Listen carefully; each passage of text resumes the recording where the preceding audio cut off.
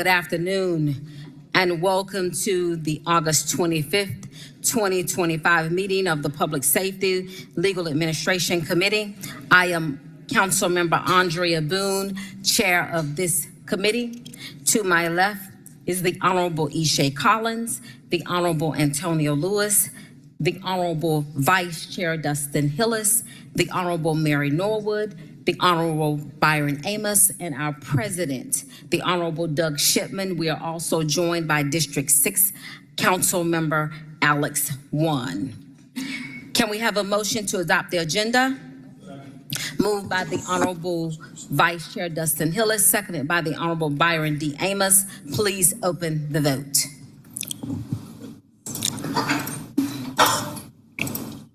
Vote is open. Oh, one moment.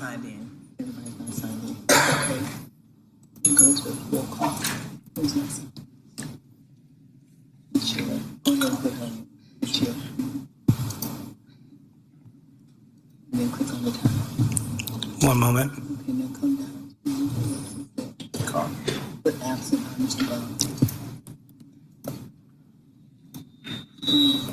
Everybody else, can y'all go back to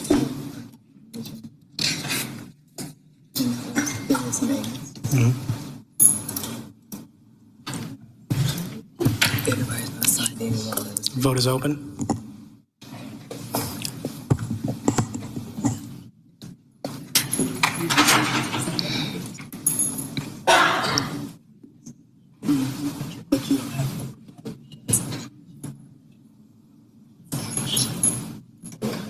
Can everybody please vote?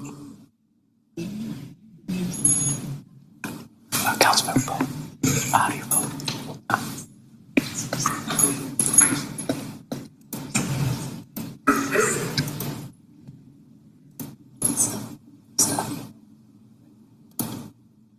Vote is closed. 5 yeas, 0 nays. The agenda has been adopted. Can we have a motion to approve the minutes of the August 11th meeting? Moved by the Honorable Antonio Lewis, seconded by the Honorable Vice Chair Dustin Hillis. Please open the vote. One moment.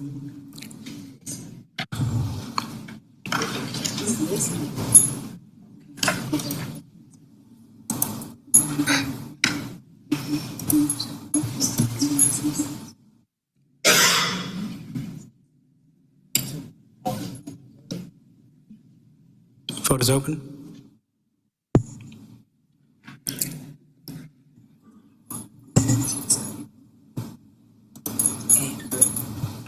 Vote is closed. 5 yeas, 0 nays. The minutes have been adopted. This brings us to our public comment portion of the agenda. When I call your name, please approach the podium. As a courtesy to others, we kindly ask that at this time you silence your cell phones. If you are speaking at the podium, please maintain a safe distance from the microphone, approximately the length of your hand to ensure the best possible audio quality for television broadcast. You will have 3 minutes. Also, we do have guests in the audience. We have Dick Anderson from Fulton County. We also have the Honorable Patrick Labat, Sheriff of Fulton County, present. Our first speaker for today, Ms. Henri Jordan.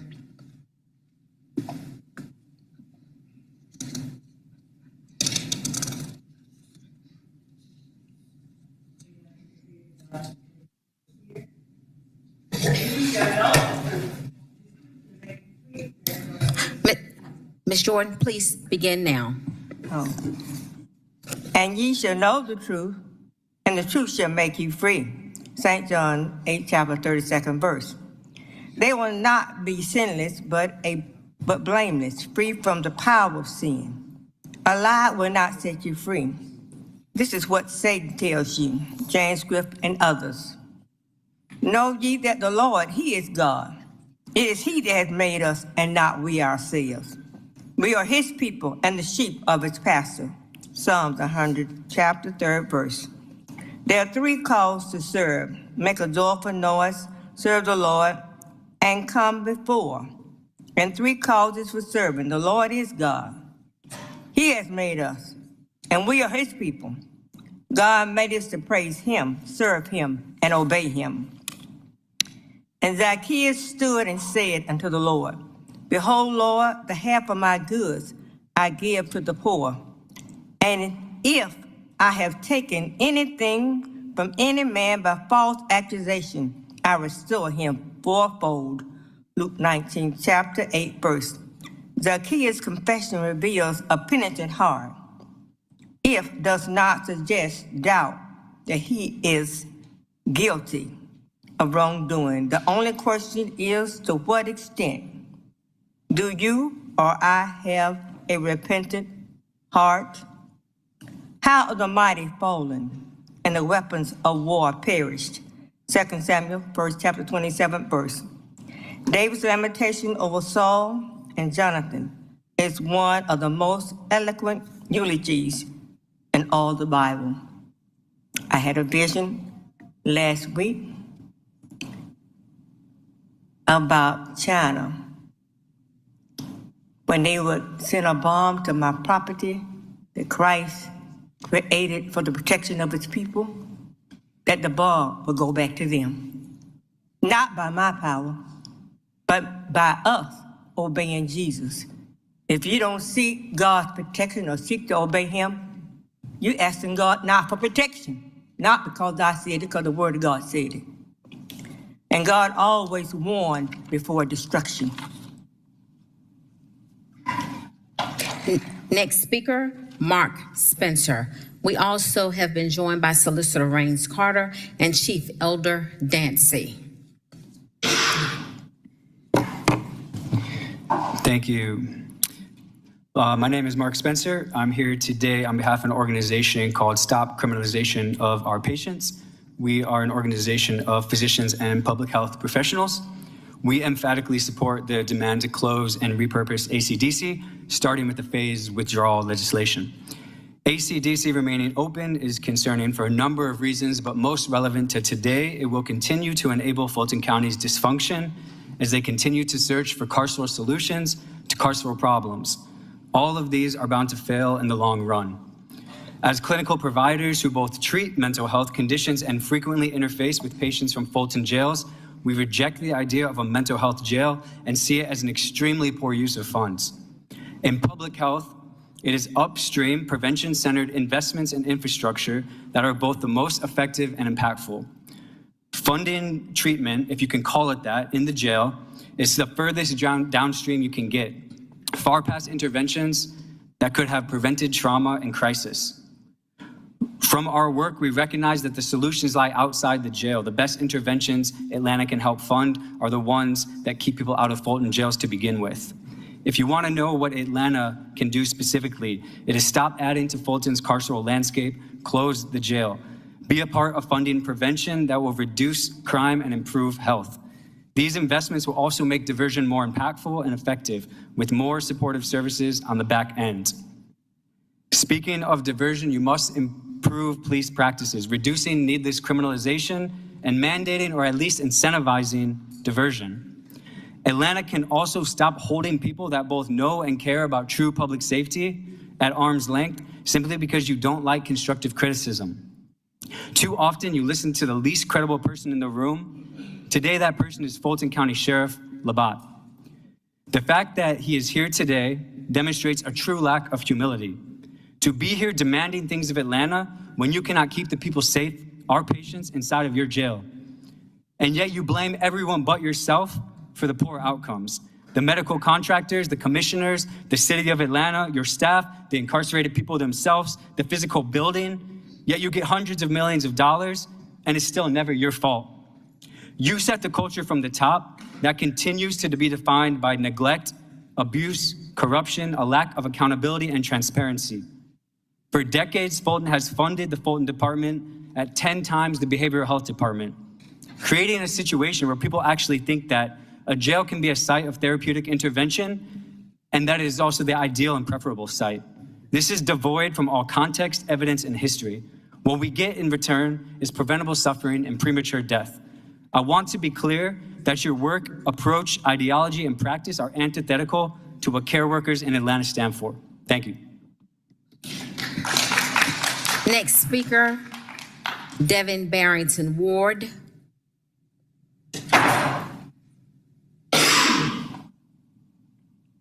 You have a total of 9 minutes. Thank you. I have some documents here for members of the committee.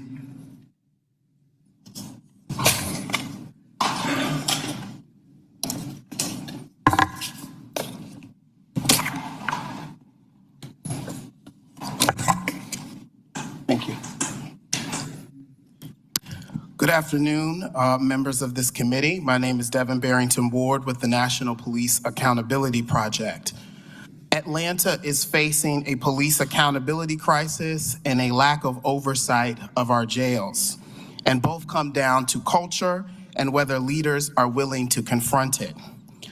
I first would like to talk about an egregious incident of on-duty sexual assault by one of Atlanta's police officers, Officer Muhammad, who was recently arrested and fired after being accused of raping a woman while on duty. Let me say that again. Officer Muhammad was recently arrested and fired because he raped a woman on duty. That is not acceptable behavior for someone who claims to be an employee of the city of Atlanta upholding public safety. This is horrifying on its own, but the timeline makes it worse because members of the media and the community have been talking about this incident for months. And in fact, he was not riding a desk until the Atlanta Police Department found out that members of the media knew about this incident. Yet, APD in the city of Atlanta took months to act. That delay speaks volumes, and survivors are not protected. That the public isn't protected, but what is protected is the badge. It's a pattern of abuse because this is not an isolated incident. Again, Officer Melvin Potter with a history of reckless conduct, including DUI, obstruction of justice. He was under investigation by Internal Affairs for abusing a female APD employee that he had a relationship with, is still on duty with the city of Atlanta. Officer Garrett Rolfe, who killed Rayshad Brooks in 2020, was arrested only weeks after allegedly assaulting a bartender, while the bartender that he assaulted was arrested that night. Does that make any sense? 4 APD recruits fired after an off-duty gun was discharged at members of Patrick Labat's staff while they were working off-duty jobs at a nightclub in East Point. These are not bad apples. This is an indication that the barrel is rotten. People with violent inclinations tend to be attracted to the city of Atlanta's police department because they know the odds of them being held accountable are slim to none. Now, many of you know that the National Police Accountability Project submitted a Freedom of Information Act request where we requested several documents and information. Part of that request was honored. We are waiting for the other part to be facilitated. But what we did find was that the city of Atlanta maintains no list of officers with off-duty jobs from 2020 until now. And APD claims that no such list exists. That means that there's no way to monitor conflicts of interest, fatigue, or misconduct while they are working off-duty jobs. That's not transparency, that's stonewalling. In addition to that, we found through this FOIA request that no contracts with outside entities and that officers are listed as independent contractors when they work those contracts. This lets APD wash its hands when misconduct happens off duty. No one tracks hours, conflict of interest, or abuse of authority. That's not oversight, that's deliberate evasion. But it's not just APD's problem, it's the city council's problem, particularly this committee. Because the biggest problem is what happens here, there is no accountability. I have observed time and time again, when APD officials come to this committee, they are showered with thanks and praise and appreciation, rather than being pressed with tough questions about the public's expectations of officers' duty and conduct. That lack of force by members of this committee, that absence of real accountability, it's a dereliction of your duties as city council members with oversight responsibilities to the citizens of the city of Atlanta. And it does not go unnoticed. And if you are not willing to hold APD accountable, then we will ensure that the public knows about your dereliction in your responsibilities of your duties. Now, quickly on the jail. That same neglect shows up in the Atlanta City Detention Center. Fulton County has not met its staffing requirements ever during the periods of the lease with the city. Meanwhile, there are talks of big numbers being thrown around, $1.2 billion for Rice Street renovations or a $2.1 billion new jail, which ignores what the DOJ just let the public know this week. The Federal Monitor has already said that the biggest barrier to safety is staffing, not buildings. And Sheriff Labat and Fulton County have not been able to fix the staffing issues, and the council has not enforced the provisions of the lease. Again, a dereliction in your responsibilities. Many of you all are looking at me like I'm speaking French. I'm being very clear. Do you all have oversight responsibility or not? APD hasn't fixed the problem either because we continue to underutilize the diversion center, and there are many here who say you all are fiscal conservatives. So then why are we wasting $9 million on an underutilized diversion center when you all have the mechanisms right now to make sure that APD is actually diverting eligible cases from the Fulton County Jail? It doesn't make sense. Meanwhile, you all are continuing to tell us that we need to spend more money on leases that have not worked, that we need to expand the carceral system that has not worked. None of these people here are going to get up here and tell you anything around a solution that has actually gotten to the core of the problem. I'm tired of coming up here and listening to them gaslight you, and I'm not going to stand for it. The judges haven't fixed it because they're issuing continuances on cases that don't require that. So then when there's a continuance for another 2 or 3 months, that person sits inside of the Fulton County Jail when they could be at home on bond. This is how the overcrowding crisis is taking place. And the best option that was available was to lease the city detention center that we had done so much work to do to empty that building because we made a commitment that Atlanta was going to get out of the jailing business. And it seems like no officials here with the city of Atlanta are willing to adhere to the promises that were made to the public. I have a direct message to the officers with the city of Atlanta. I want to speak directly to them. We are watching you. Every incident of misconduct on duty or off duty, we will uncover.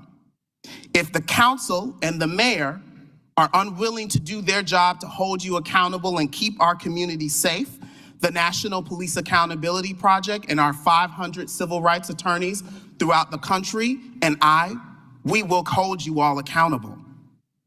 That means exposing your misconduct, pressing for your termination when you abuse your badge, and ensuring that you are held criminally liable when you break the law. Atlanta deserves better than gaslighting. It deserves accountability, a change in culture, and leaders who choose people over politics. Thank you. Next speaker, Destiny Marbley.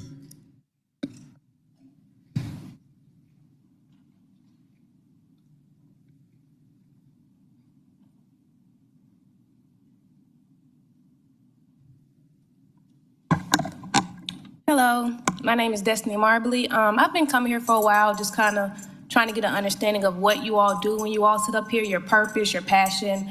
For one, I don't like the fact that when it's time for public comment, people feel comfortable walking off, because this is our time to come and speak to you all. People take off work to come do this. We potentially get booted. I feel like that should not even be a thing. Why do I have to pay to come and talk to you all? I live here, I already pay enough property taxes, rent, this, that, and third. I can't even come and talk to you all for free. I was 2 minutes over my parking meter about 2 weeks ago. I had to pay $75 to get a boot off my car. And outside of that, about 2 weeks ago, I got my car towed on Edgewood. I get you all are trying to create more of a safer environment. You all created the Edgewood Corridor Public Safety Task Force. Great. But does that come with bullying our citizens as well? My car was towed because it was parked on a street that was always been allowed to park on, always, for years. You have never said anything, no tickets, no. If anything, we had to worry about our car getting broken into. But because of y'all are trying to react to these mass shootings, because they're being shown on the news, you don't want your money to get affected and how Atlanta is being seen, you all told about almost 20 cars that night. And I feel like that was completely unacceptable. That's a bullying method, especially since you let people park there. APD said nothing. They all sat there and watched everybody park there, said absolutely nothing. I even had an officer back up so I could parallel park into my space. Then we had some lady running down the street, hey, they're towing cars. We run out there, APD is parked in a way to where even if you did get to your car in time, you couldn't even move because they're parked in such a bullying way to where you couldn't even get past them. And they're all just standing out there. Mind you, they weren't there before when everybody was parking right there, nobody was right there saying anything to us. Almost 20 cars got booted that night, $288 to get our car out. I feel like that's a bullying tactic. Every time Atlanta gets put under heat, y'all find ways to bully the citizen, and it's not okay. I'm so sick of it. I was born and raised in this community, and in Atlanta general, my whole family, the house I live in, we bought that house in the 50s. We've been here. It's been family, community oriented, and I don't know what y'all allowing now, but it's disgusting. People feel like they can come here and just do whatever they want to. I spoke to Councilman Lewis one day. How about we pass legislation that make them, people who just now moved to Atlanta, they need to be required to join the NPU of their community for the first 2 years. If they can't do that or uphold whatever's required, they can't sign another lease. They can't do something. Can we do something to where we're making people be more active in their communities? As long as they got the money, it's fine for them to come. So that's one big thing I want to talk about. My apologies.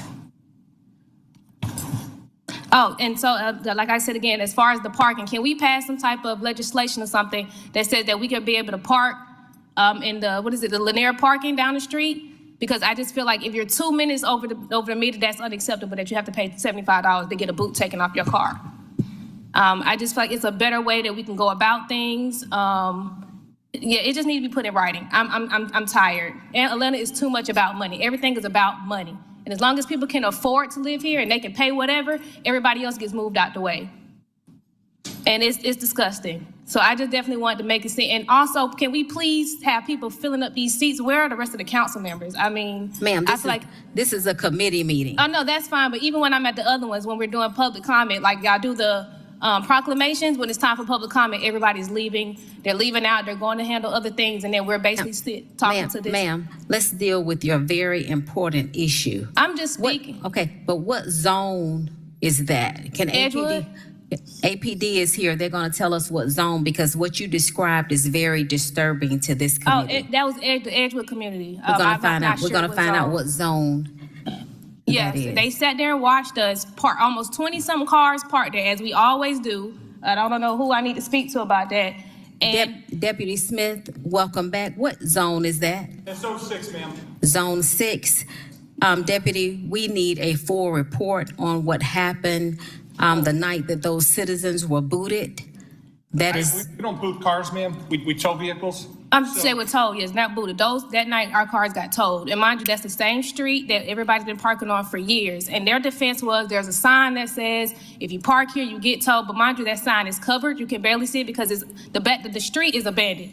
So the sign is already covered. I have a picture. Okay. The sign is basically covered to where you can barely even see it, especially at night. And like I said, if you all have been allowing that for the past 3, 4, however many years, and I feel like the only reason they started towing people is because of a reaction from all the mass shooting. Okay. My thing is you could have started. Ma'am, Deputy Smith is there. He is going to get your information, and then I am going to get your information and meet with you on that issue that is very disturbing to us. So will you please give him your information? Miss. That is Police Zone 6. Chair, she said my name. I wanted to. He's going to talk to her, okay? The Honorable Antonio Lewis. I want to do 2 things today because I want to see how many committee members are going to be on my side. And it's not on my side. I don't mean like that.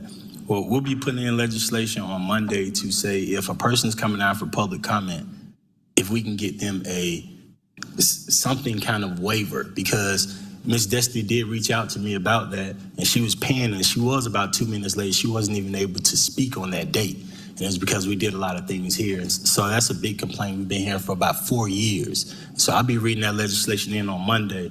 I think she mentioned something else, and I'm glad we got our solicitor here, our solicitor Rains Carter here. Ms. Destiny, you mentioned also some residential issues to me before, and so our solicitor Rains Carter, we have a stat sheet. We have a organization that can look at that building, at all the code violations that you mentioned, and that's the solicitor for the city of Atlanta right here. If you want to exchange information with him so that he can help you with those issues, and I want to be a part of that conversation as well. So thank you again, Councilmember Bone, and I'll be putting in legislation on Monday. Next speaker, BURLS, Nikki Burrows. Please come forward.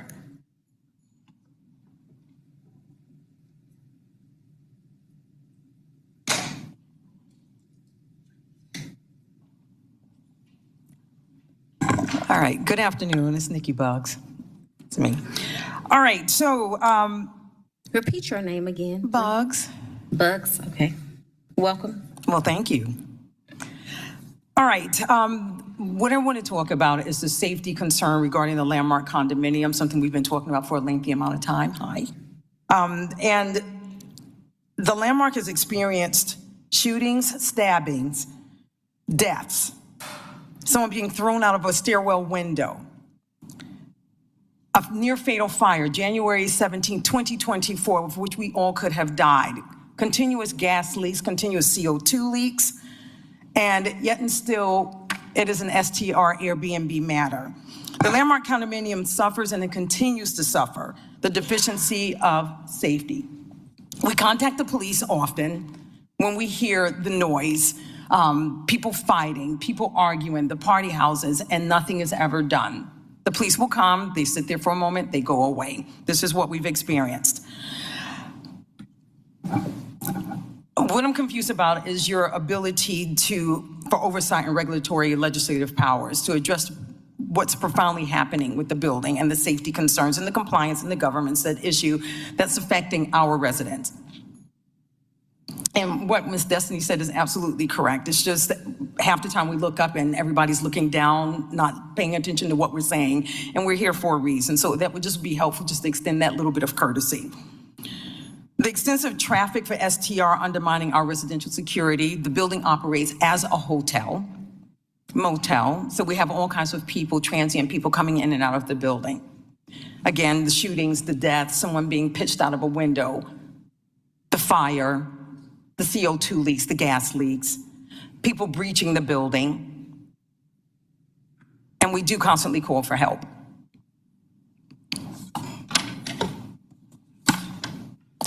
What we're asking is that you get the district code enforcement and the fire marshal active. Get them involved, request the department planning, consider legislative measures. What else can be done to protect the homeowners of the Landmark? There are only a few of us left. And I welcome any one of you if you want to kick in and say anything. But at this point, what else can be done? The police have been called multiple times, nothing. And we realize that you guys are preparing for the World Cup, and that seems to be more paramount than anything else, than our safety, than your constituents, than your homeowners, your taxpayers. So feel free to say something. Lewis, Collins, Norwood, Hillis, Amos.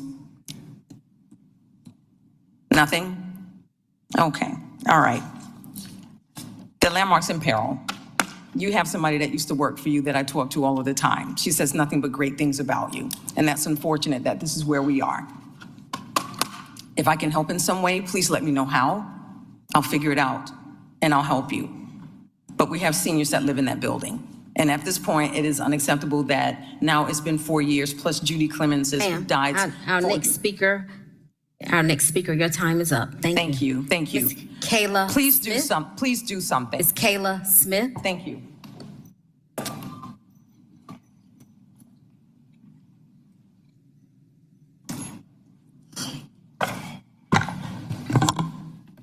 Hello. My name is Kayla Smith, and I work as a campaign and community organizer for Women on the Rise, also here on behalf of the Community Over Cages Coalition. I'm here to advocate for the promises made in regard to the stage withdrawal to be kept. Renewing the lease isn't the answer to the overcrowding and inhumane conditions at both Fulton County Jail and Atlanta City Detention Center. The answer is holding APD and Pat Labat accountable for their choice Again, their choice to underutilize the Center for Diversion Services. Diversion reduces recidivism. This is a fact. Why are we choosing incarceration and literal death over care? Too many people are going to jail for low-level offenses due to poverty and mental health. Not to mention, several people have lost their lives due to the negligence of Sheriff Labat and his staff. Stop criminalizing poverty and mental health and stick to the plan to use that space as a center for equity, wellness, and community healing. I can even speak for myself as someone who has been detained at Atlanta City Detention Center that the negligence, especially medically, runs rampant. Even before booking, the conduct of the officers was far, far from professional. There's a culture issue. I let the staff know that I have a chronic brain disorder, epilepsy, and that I have to take my medication twice a day or I will have seizures. My friends and family even called to the jail and let the staff know that it's imperative that I have my medication. I missed 2 doses while under the supervision of Sheriff Labat during my time at ACDC and could have easily lost my life if I had a seizure, since my medication was never given to me. There's no accountability, and I can't understand why we insist on following a failing and deadly plan. We can do better than this. Keep your word and close the jail and end the lease. Thank you. Next speaker, Kenneth King.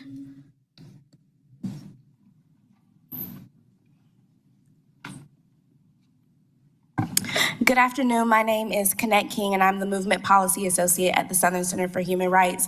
We are a nonprofit law firm here in Atlanta, and we do work to decriminalize race and poverty in America's Deep South. These are 5 reasons why the Atlanta City Council must pass the resolution to urge the planning for the staged withdrawal of the people incarcerated by Fulton County from the Atlanta City Detention Center. 1, it enhances incarcerated people's safety and rights. The DOJ's extensive investigation revealed severe human rights violations and dangerous conditions in Fulton County detention facilities. Despite increased bed space at ACDC, these problems persist and horrific deaths have occurred since the lease's commencement, with the Fulton County Jail having non-homicide, non-suicide mortality rates 2 to 3 times higher than the national average. Most jarring was the death of LaShawn Thompson, who was neglected to death, found malnourished with an enormous amount of body lice. Number 2, it protects city resources and interests. During the course of this IGA, the City of Atlanta maintained ownership and operational responsibilities for ACDC, despite Fulton County controlling certain areas in the facility.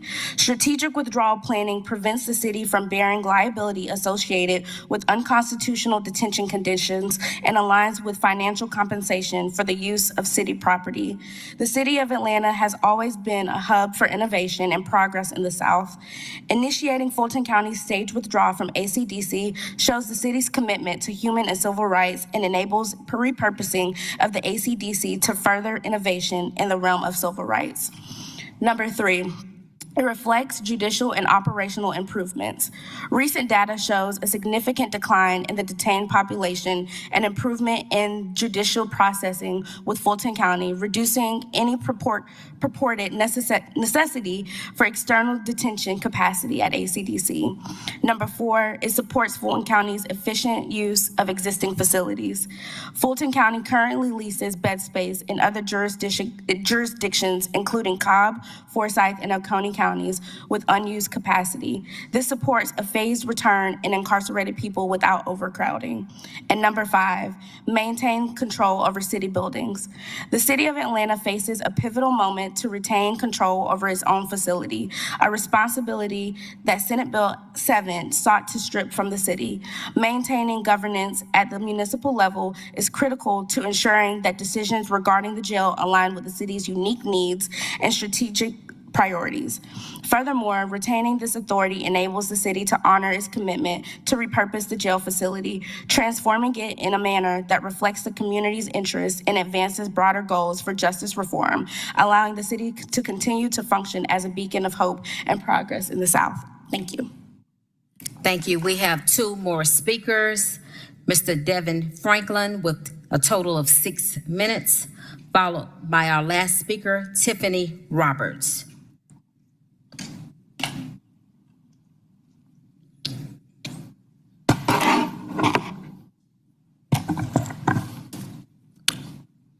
Good afternoon, council people, council persons, I should say. Again, my name is Devin Franklin. I am a member of the Community Over Cages Coalition, and most importantly, I am a member, I am Senior Movement Policy Counsel for the Southern Center for Human Rights.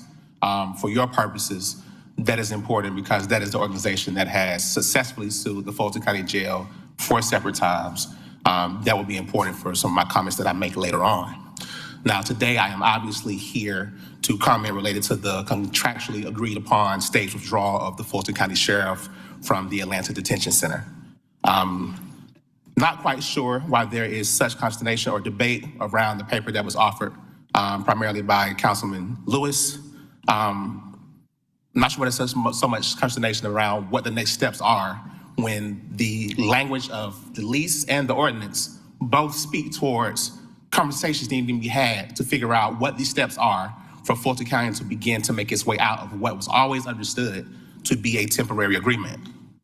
I will also add that I find it ironic that on the day that the President of the United States signed an order threatening progressive cities with pulling back of funding for things like bail reform, that this body continues to facilitate the erosion of Atlanta's reform infrastructure.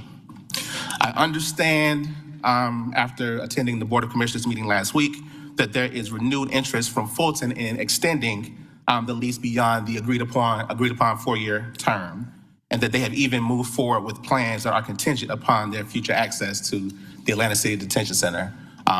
Fairly presumptive, I believe. Nevertheless, censored from what I understand from members of this council, from this body, is what can Atlanta do to help Fulton in remedying the conditions over there? What can Fulton do to help, what can Atlanta do to help address the overcrowding issues? And from statements that have been made in the media from the past few days and also from the dais from certain council persons a few meetings ago, there is a belief that Atlanta somehow owes Fulton aid because the majority of persons incarcerated there are Atlanta arrestees. And I'd like to address that point. I don't really doubt that fact, but I do believe that such reality begs the question, what does Atlanta really have in its power to do to assist the sheriff in not having an overcrowded facility? And it reminds me of a conversation that I had with a number of you all when I first started working for the Southern Center about 3 years ago. The first project I worked on was a police violence project centered on policing in Atlanta Police Department. And we talked about the fact that, documented by data scientists, that the city of Atlanta arrests more persons for low-level nonviolent offenses than 85% of police departments in the United States of America. Of those 85% of those arrests, Black folks are 8.9 times more likely to be arrested for low-level nonviolent offenses in Atlanta. What that means is that Black folks are being arrested for the same offenses as white folks at a rate that is 9 times more frequent, which speaks to a matter of policing practices in Atlanta. So one thing that Atlanta could do is address the fact that you are arresting for a number of offenses that do not necessarily have to be arrests. They could be cites and releases. They could be referred to the diversion center. They can be referred to PAD. There are a number of places other than the Fulton County Jail where these individuals can be sent. Additionally, what I would like to speak to is the fact that there is a demonstrated inability of Sheriff Labat and the Fulton County Sheriff's Department to be competent caretakers of incarcerated people. And I say that because just about a week ago, he was again found in contempt of a settlement agreement, which was filed by the Southern Center for Human Rights for the second time. And that contempt agreement with them was regarding the treatment of incarcerated women with mental health illnesses. So quite literally, some of the people who are most in need of particular care.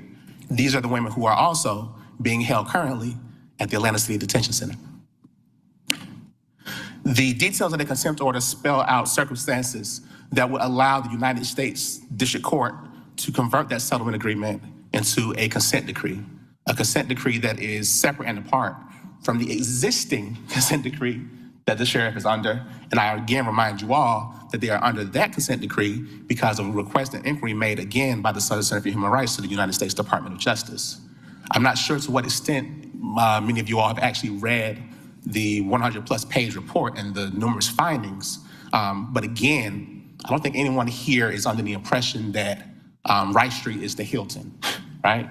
We understand that it's a building that's not in great condition. But what we also further understand is that the harms that individuals within that building have suffered over the past decade, particularly over the last few years, have been the result of abuse, negligence, indifference, and lack of care. There was an example cited by the monitor who was doing a investigation when they were first beginning the DOJ investigation. And there was an instance where there were materials that had been broken apart from the building for whatever reason.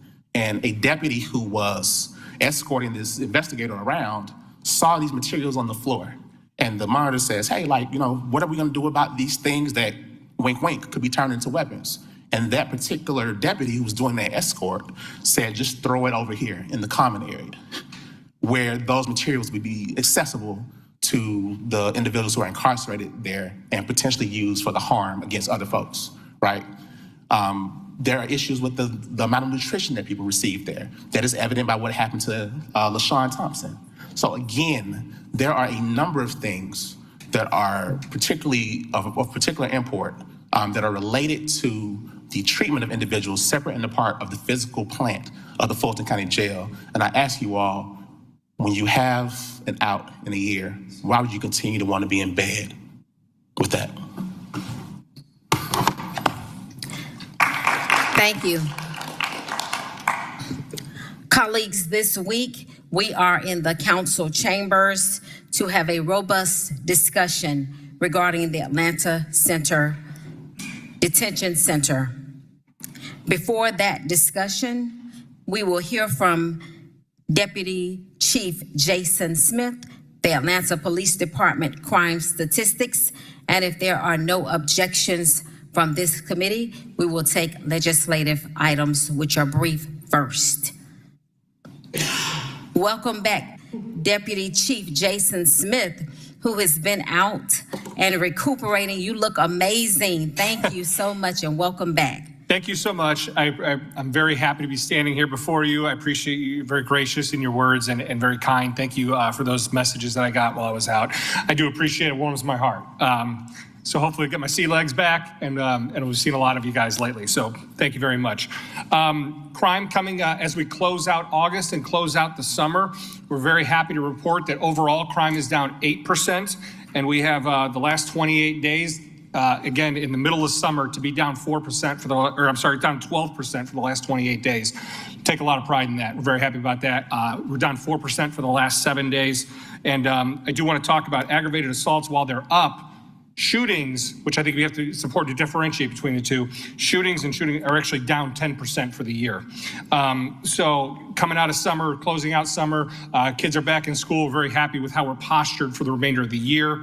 Obviously, there's still a lot of big events to come. We have Labor Day weekend. We have Dragon Con's going to be here. A lot of football games going on over the weekend. We're well postured to handle all of those.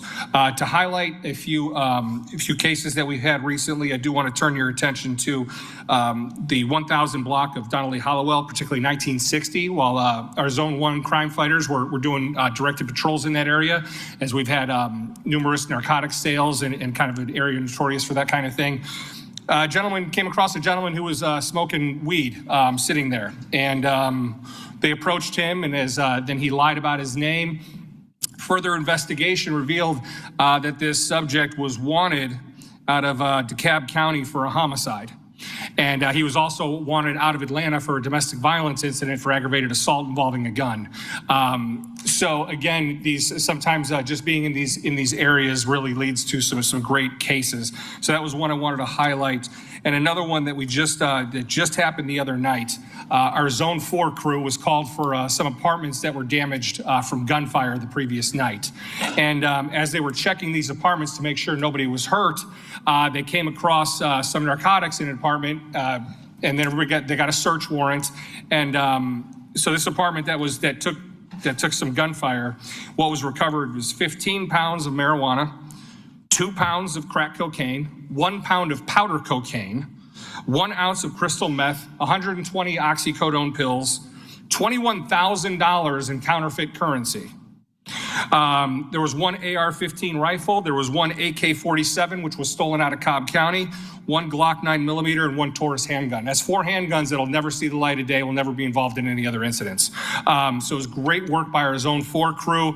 And so obviously we're still investigating that case, but there's more to come there. And then I want to turn your attention, because we have been robberies. We've been up a bit this year in robberies, and robberies happen in seconds. The investigation sometimes takes much longer. So this was one, it happened at, on 18th Street up at the Target there. It was a Facebook marketplace, and then the person pulled a gun and robbed the individual. This was in March. We took out warrants yesterday on the individual responsible for that. So sometimes these investigations, they take some time and they take some, it's not an immediate result, but the investigators, especially the robbery guys, they work their tails off, and they really do some good work. And sometimes it takes months. And I want to reiterate, if you could please tell your constituents, because we're seeing an uptick in Facebook Marketplace, some of these online places where people do sell things to other people. They are welcome to use police parking lots. We encourage that for any deals that they are going to, if they're selling something online, if they're feeling funky, we encourage them to use police department parking lots. That is absolutely acceptable, and we would love to have it. There was our PAL people are doing some great work in the community. Last week we had 98 kids that reported to PAL for various reasons. We did a cleanup over at Memorial and Howell at 7 a.m. on Saturday, and that yielded 24 tons of trash. That was a joint operation with DPW and some of our outreach folks and our PAL unit, of course. So that was some great work there. I want to talk about diversions for a minute. The diversion center opened up on January 20th, and since then APD is responsible for 647 diversions. So I hear a lot about us underutilizing that. This is a brand new program. We're very proud of that 647, and actually that number is actually a little bit higher as we kind of work out the kinks with our reporting system. So actually CDS is showing a little bit higher number than the 647. So we're working through our reports to clean that up, but we're very happy with how the diversion center is going and our posture there. So that's about all I have. I'm open for questions for anything that you guys have for me. Do we have any questions from the body? The Honorable Antonio Lewis. And just refreshing the question I sent on the email as well on August 22nd. And I know that Mr. Overton sent it also to Mr. Reese and Mr. Tyus and Mr. Spann. The question is about how many police cars and officers we had assigned per zone December 31st, 2024, and on May 31st, 2025. Seeing that today is August 25th, I don't think that would give any of our strategic strategy to anybody. So once again, looking forward to that. I think Councilmember Collins added something to that I want to try to phrase that she said, I don't want to be wrong, but she added something to my thinking that I'm going to ask for as well after you tell me if you have that. So keeping with our longstanding practice of not delving into operational numbers for section and units, I know you were given the division numbers, so that's what we have. The divisional report outs.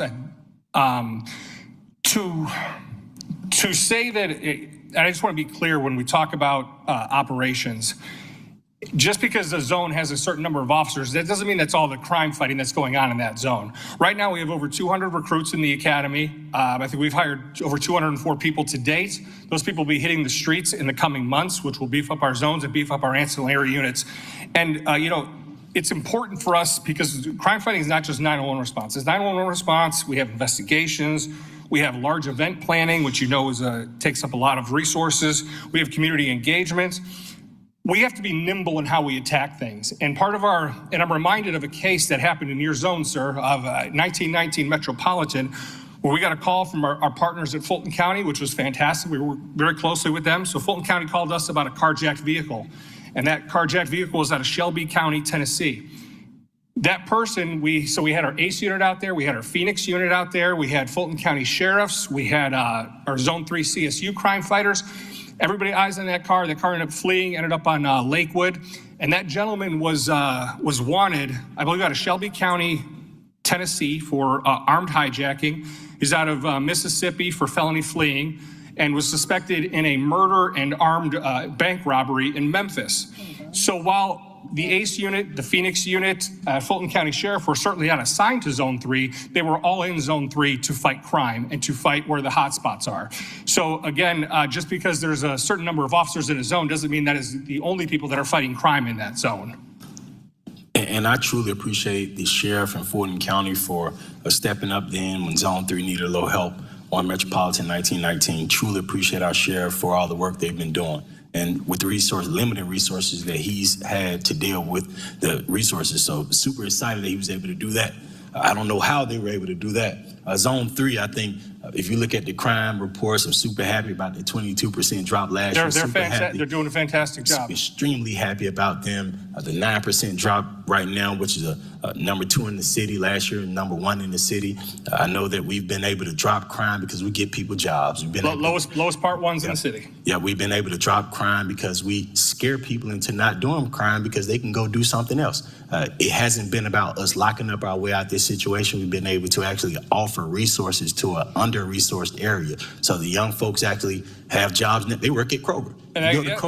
Absolutely. So Yeah, Promise Centers, the PAL unit, absolutely. There's all these entities that are involved in Zone 3 and the other 6 zones, not just the people assigned to that zone. But when our major, similar to our former Major Ricker, when they wake up in the morning, they have priorities for the day.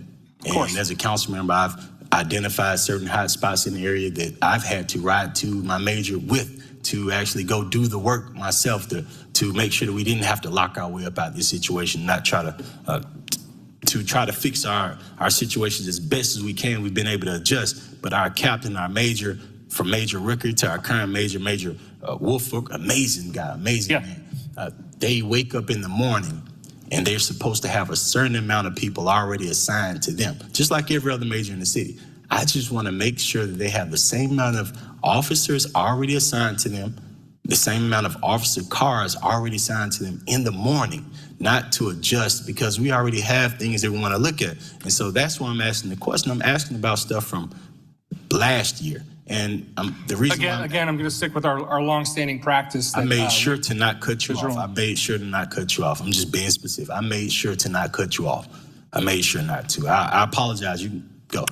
No, please. I don't want to cut you off. Our longstanding policy is not to release numbers for sectional and unit numbers. But we absolutely, I believe you were sent the divisional breakdown. Can you please resend that to us? Because I asked a couple of my colleagues to see if they got that. Once again, I would love to make sure that my zone major, similar to my former zone major, it took us 2 years to get our crime down there. I know what I walked into.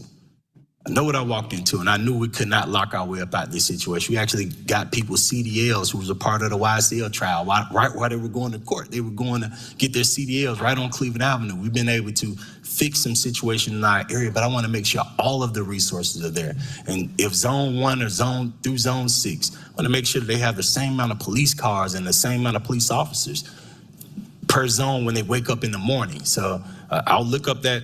I've been searching for it. Before you even came up, I started searching for it. That's why I asked if you can resend it to us because we asked for it again. So thank you again for your report. I want to make sure that Zone 3, Zone 2, Zone 1, Zone 4, Zone 5, and Zone 6 have the resources that all of the zones have. The Honorable Isha Collins.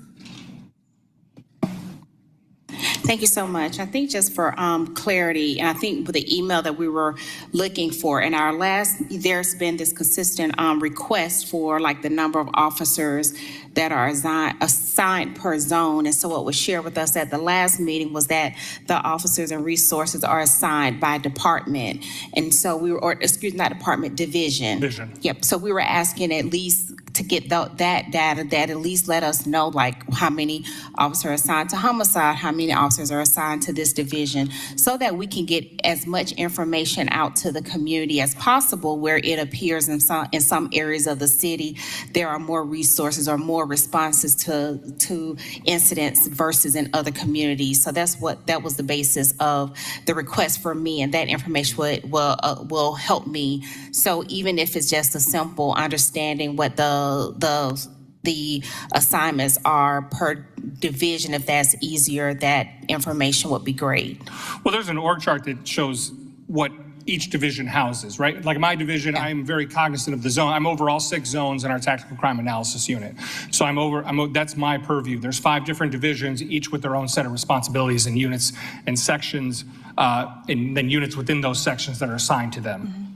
But the org chart does not tell us in terms of the 2,000 officers that we have, how many are assigned to those divisions. That's correct. And so that would be great just to know, so that we're at least to know where our resources are. Now, if there is some level of confidentiality or protection that is in play because, just the nature of public safety and period, please, we'll, let law department or someone share that with us. But if we can get at least those baseline numbers, that will be great, or I definitely think the request is going to come every meeting. My second question, and it is a continuation of just the conversations that we've been having the last meetings in terms of, as we're seeing with officer conduct, honestly. And so now we have another incident. I just pulled the article up myself in terms of the officer that was just recently dismissed for the rape, and it looks like rape and false imprisonment of this young lady. Correct. The masseuse. And so my question to the department is, and in that instant, he was immediately fired. And then we have the 4 recruits that were immediately fired. And I understand that they were still under probationary and not like have their civil service Protections. rights, protections in place. Share with us just on the surface level, and I know we're going to do a deeper conversation. Share with us the surface level, the differences in terms of what triggers us to immediately act on instances like that. So each case is and there's been a lot of misinformation that I've heard, and so each case is taken by their circumstances. We have general guidelines for what we do in certain situations. If there's a felony charge pending, that they are relieved that they're without pay and they are sent home. If it's a misdemeanor charge, they can work a desk job until the case is resolved. Those are generally the guidelines. I know in the specific case that you talked about, Muhammad, the second we found out about those allegations, he was removed from the street. We did the investigation. We ended up charging him. So we talk about accountability. APD did the investigation. APD did the arrest. APD fired him. And so, there are a lot of different mechanisms that we have, and each case is kind of unique unto itself. So it kind of depends on the facts and circumstances of each case. But I'm happy to meet with you offline and kind of walk you through how that process works. Yeah, it would be good to just understand, because I think Absolutely. if he's under, let's just say if he is under like civil service protections and he was fired, that he had. We'll talk. Yeah, we'll talk. I'm happy to. I'm happy to. We can meet offline. I'm happy to walk you through our whole process, and we can do that. And the reason why, and this will be my last comment, Madam Chair, and I'll yield. And the reason why I think it's very clear for us to ask these questions, because we're experiencing these situational specific instances of officers throughout, and where we definitely we put public safety as top mind and as and as a priority for the city. We also want our constituents and community be able to trust the individuals that are employed to serve us. And so I think it's extremely concerning where, I've been on the council for 7 months, and out of the 7 months, 4 months of meetings has been some officer, related incidences. And so I'm just extremely concerned and look forward to talking more about just how can we really reform what we're seeing here. Well, we have a lot of mechanisms in place internally to make sure that we are rooting out poor behavior. And again, I would point to the recruit situation as case in point. We found out they were fired immediately. And that is, and we're with you, we take that. There's the utmost important is the public trust and integrity in the process, and making sure everybody gets due process. Thank you. I yield, Thank Madam you. Chair. Because we have people in the public thank you, Deputy Smith, thank you so much. Because we have folks that have come up to hear about the Atlanta Detention Center. We will now hear from our county manager, Dick Anderson, and then to our invited guest, Sheriff Patrick Labat. Mr. Anderson, would you please come on up to the mic? Mr. Dick Anderson, County Manager.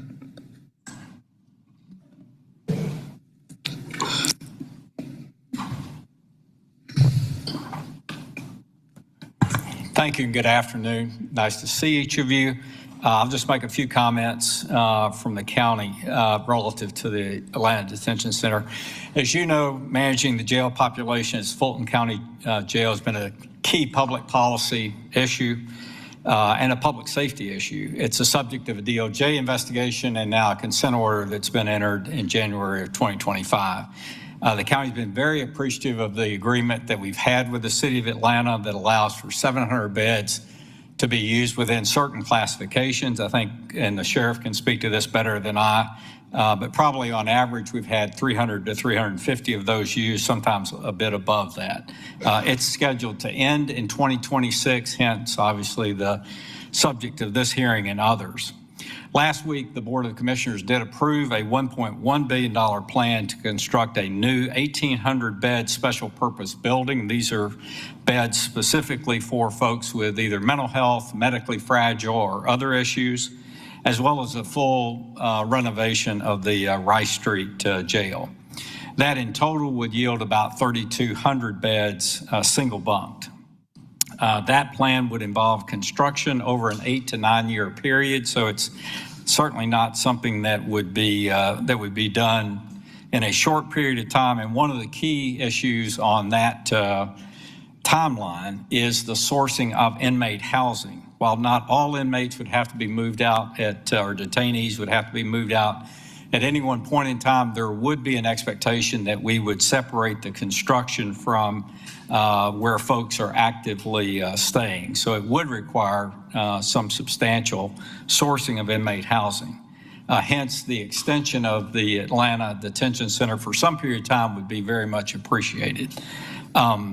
Secondly, the plan can be financed, and that was one of the issues that we got into previously when we looked at a $1.8 billion construction of a new jail, was the financing of that. We've done enough of the financial planning over a longer period of time that if, as the TADs naturally ended on their scheduled dates, we were to exit, as well as we have pension costs that would be going down or expected to go down over that period of time, the construction part of this plan could be financed without impact on the property tax payers.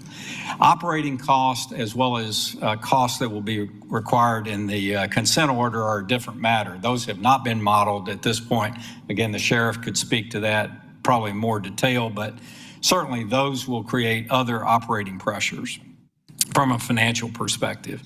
A key part of the future of this, which has already been alluded to, is diversion. We also very much appreciate the joint funded diversion center that is here at ACDC, as well as, of course, we have the Behavioral Health Crisis Center that we now operate on Metropolitan, and a second one that has been approved by the state of Georgia on North Point Parkway.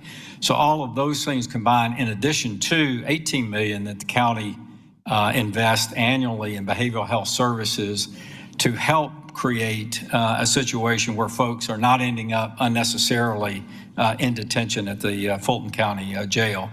And then last, and certainly something that we pay an enormous amount of attention to, is the basic throughput of our court system. So that was also talked to earlier, and I think is something that needs to continue to draw attention and scrutiny, and that is the average length of stay at the Fulton County Jail is dependent in large degree on the efficiency of our courts, as well as, of course, the charges that are involved. But the more efficient, the lower that average length of stay, the less the population. Fairly simple math. So all of those, for all of those reasons, we're doing everything that we can to plan for the future, to relieve the stress at the jail, to finance it appropriately, and support the sheriff in every way that we can. Thank you. Do we have any questions from any members of the Public Safety Committee or the President? Yes, ma'am. The Honorable Antonio Lewis. Thank you, County Manager, for coming today. My questions are around the income spreadsheet. And I know you mentioned that 300 to 350 beds have been used, and the max was 750. Yes, sir. And I know we were trying to do the numbers around that 750 number. And so I want to know if you have an income spreadsheet, or have you seen one? I don't. I don't know. The sheriff may, but I do not have that. Does anyone from finance? We'll see if we can get an income. That's going to be my question, or if you can get us an income spreadsheet. Yes, sir. Because just looking at that 300 to 350 and that 750 number, that just want to make sure we're looking at the numbers as well. Yes, and not even trying to think about it in that way. It sounds crazy even talking about it like that, because we know why jails got built. But I just want to see an income spreadsheet. Thank you. Yes, sir. Oh, no, that's not it. Our sheriff actually has a lawsuit. And that lawsuit was why I actually brought this legislation up. It's part of the reasons why I brought this legislation up. Because he was, if you've seen the lawsuit. I have not reviewed the lawsuit. I know of the lawsuit. That's part of why I brought this legislation up. In the lawsuit, it talked about how the county and the sheriff were not working together. If the county manager is here and he's not seen the lawsuit, which I've seen, that's part of why I brought this legislation up. I'm speaking to my council members now, speaking to the audience now. Part of the reason I brought this up is because if the county manager has not seen this lawsuit, and Fulton County Sheriff Labat filed a lawsuit against the Fulton County government alleging, in the lawsuit, I want to make sure I can read to you, I make sure I always say out loud what's in the lawsuit, what our sheriff who's here today to defend it, this is real. Alleging unlawful interference with his constitutional duties and mismanagement of jail funding. The suit claims that the county manager, that's you, and the Board of Commissioners have undermined the sheriff's ability to address critical issues at the Rice Street Jail by obstructing hiring, delaying maintenance and security upgrades, and imposing restrictive budgetary controls. Our sheriff argues that the county's actions have worsened inhumane conditions that have contributed to a string of inmate deaths and federal investigations that led the jail to be placed under judicial oversight again. He accuses the county of retaliating against his office for advocating for a new jail, and that's the lawsuit.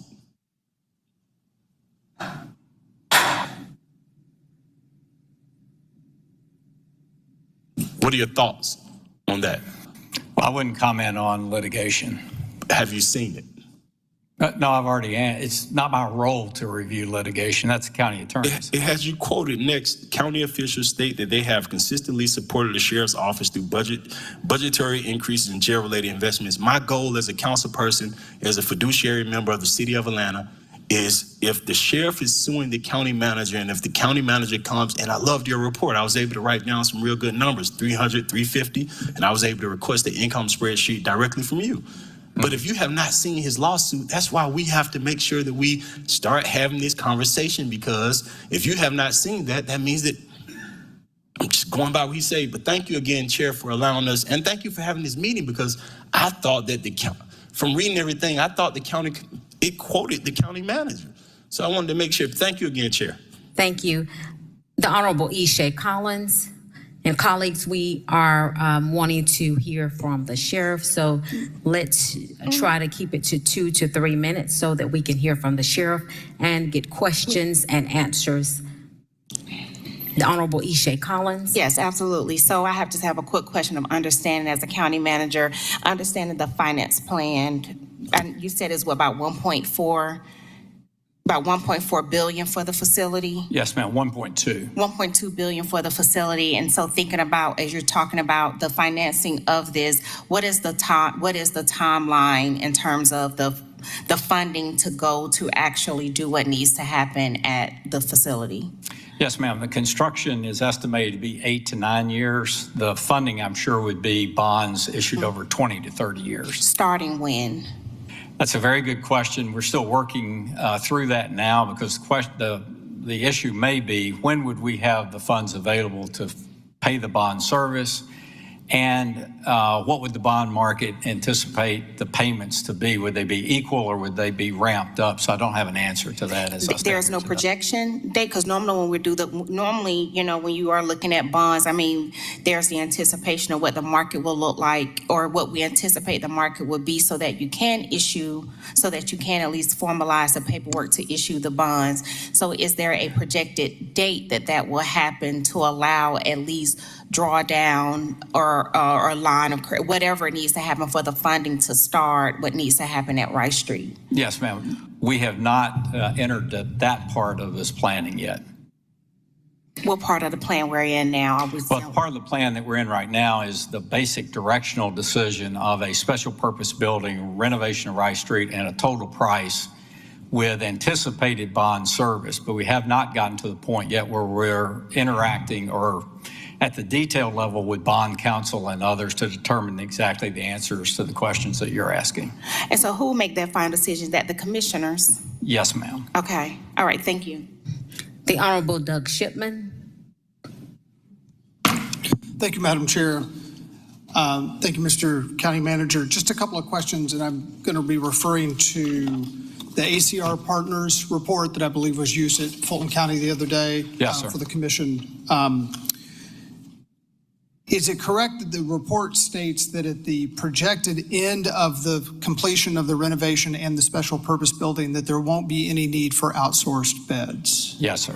And is it also correct, if I'm doing my numbers correctly, that the total number of beds available would go up to 3,200 from approximately 2,650, 2,700 currently? Yes, sir, and that's with single bunking.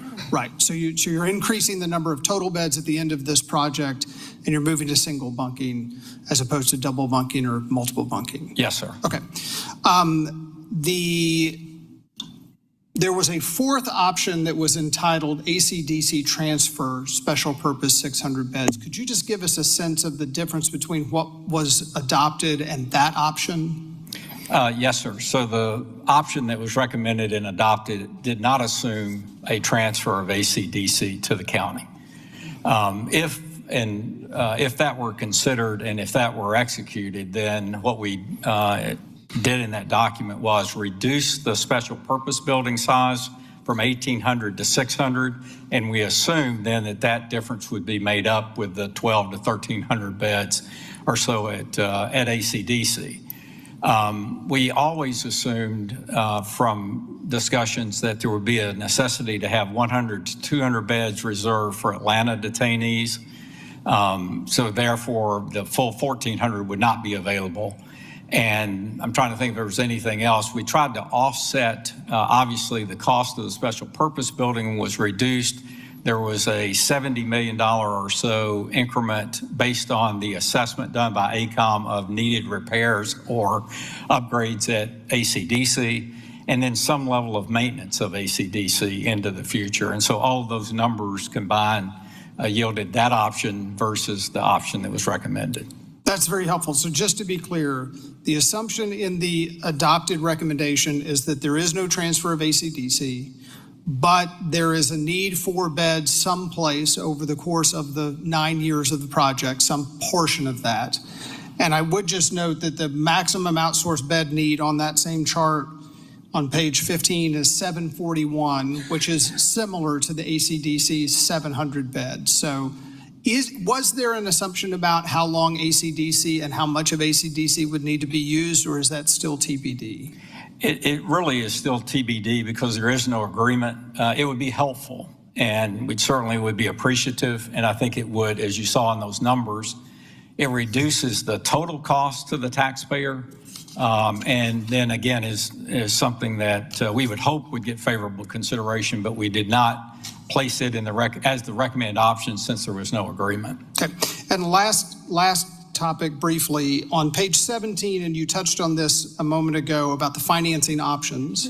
The way that I read it is that in essence, the commission adopted option 3. There is still a question as to whether or not what balance of millage rate versus other financing mechanisms would be needed, correct? Yes, sir. And that basically there's about a $70 million, $65 million plug that you're looking for that could be covered in part by TADs as they expire, but it doesn't have to necessarily be covered by TADs as they expire. Is that a fair assessment? I'm not trying to put words in your mouth, but I'm trying to just make sure the public can sort of follow where the process is. Yes, sir. We presented options, and if you notice on that page, it has millage rate impacts, it has TAD roll-offs, for lack of a better term, and it also has the pension plan reduction that I referenced. So it has those 3 different options. And just for those who don't have the piece of paper, just so that everybody's kind of clear, that $65 million need, there are TAD roll-offs in 2030 and 2031 that equal 4,250. There's TAD roll-offs in 2033 to 2045 that equal another almost 15 million. And then the pension contribution reduction, which is labeled as 2023, is roughly 50 million. So just to give folks a sense, there's some near-term TADs that are larger, there are some longer-term TADs that are smaller, and then there's the question of pension, which is really just a Fulton County issue. The point I'm trying to make is that you didn't necessarily assume that TADs had to be used, but they are an option, and that's the way it's been laid out, and that's still TBD on the financing side. Yes, sir. Okay, thank you. Thank you, Madam Chair.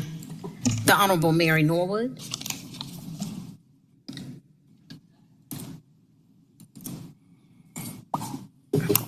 Yes, Mr. County Manager, what I thought I heard you say earlier was you had seen it, but you had not reviewed it. That's very different with the report.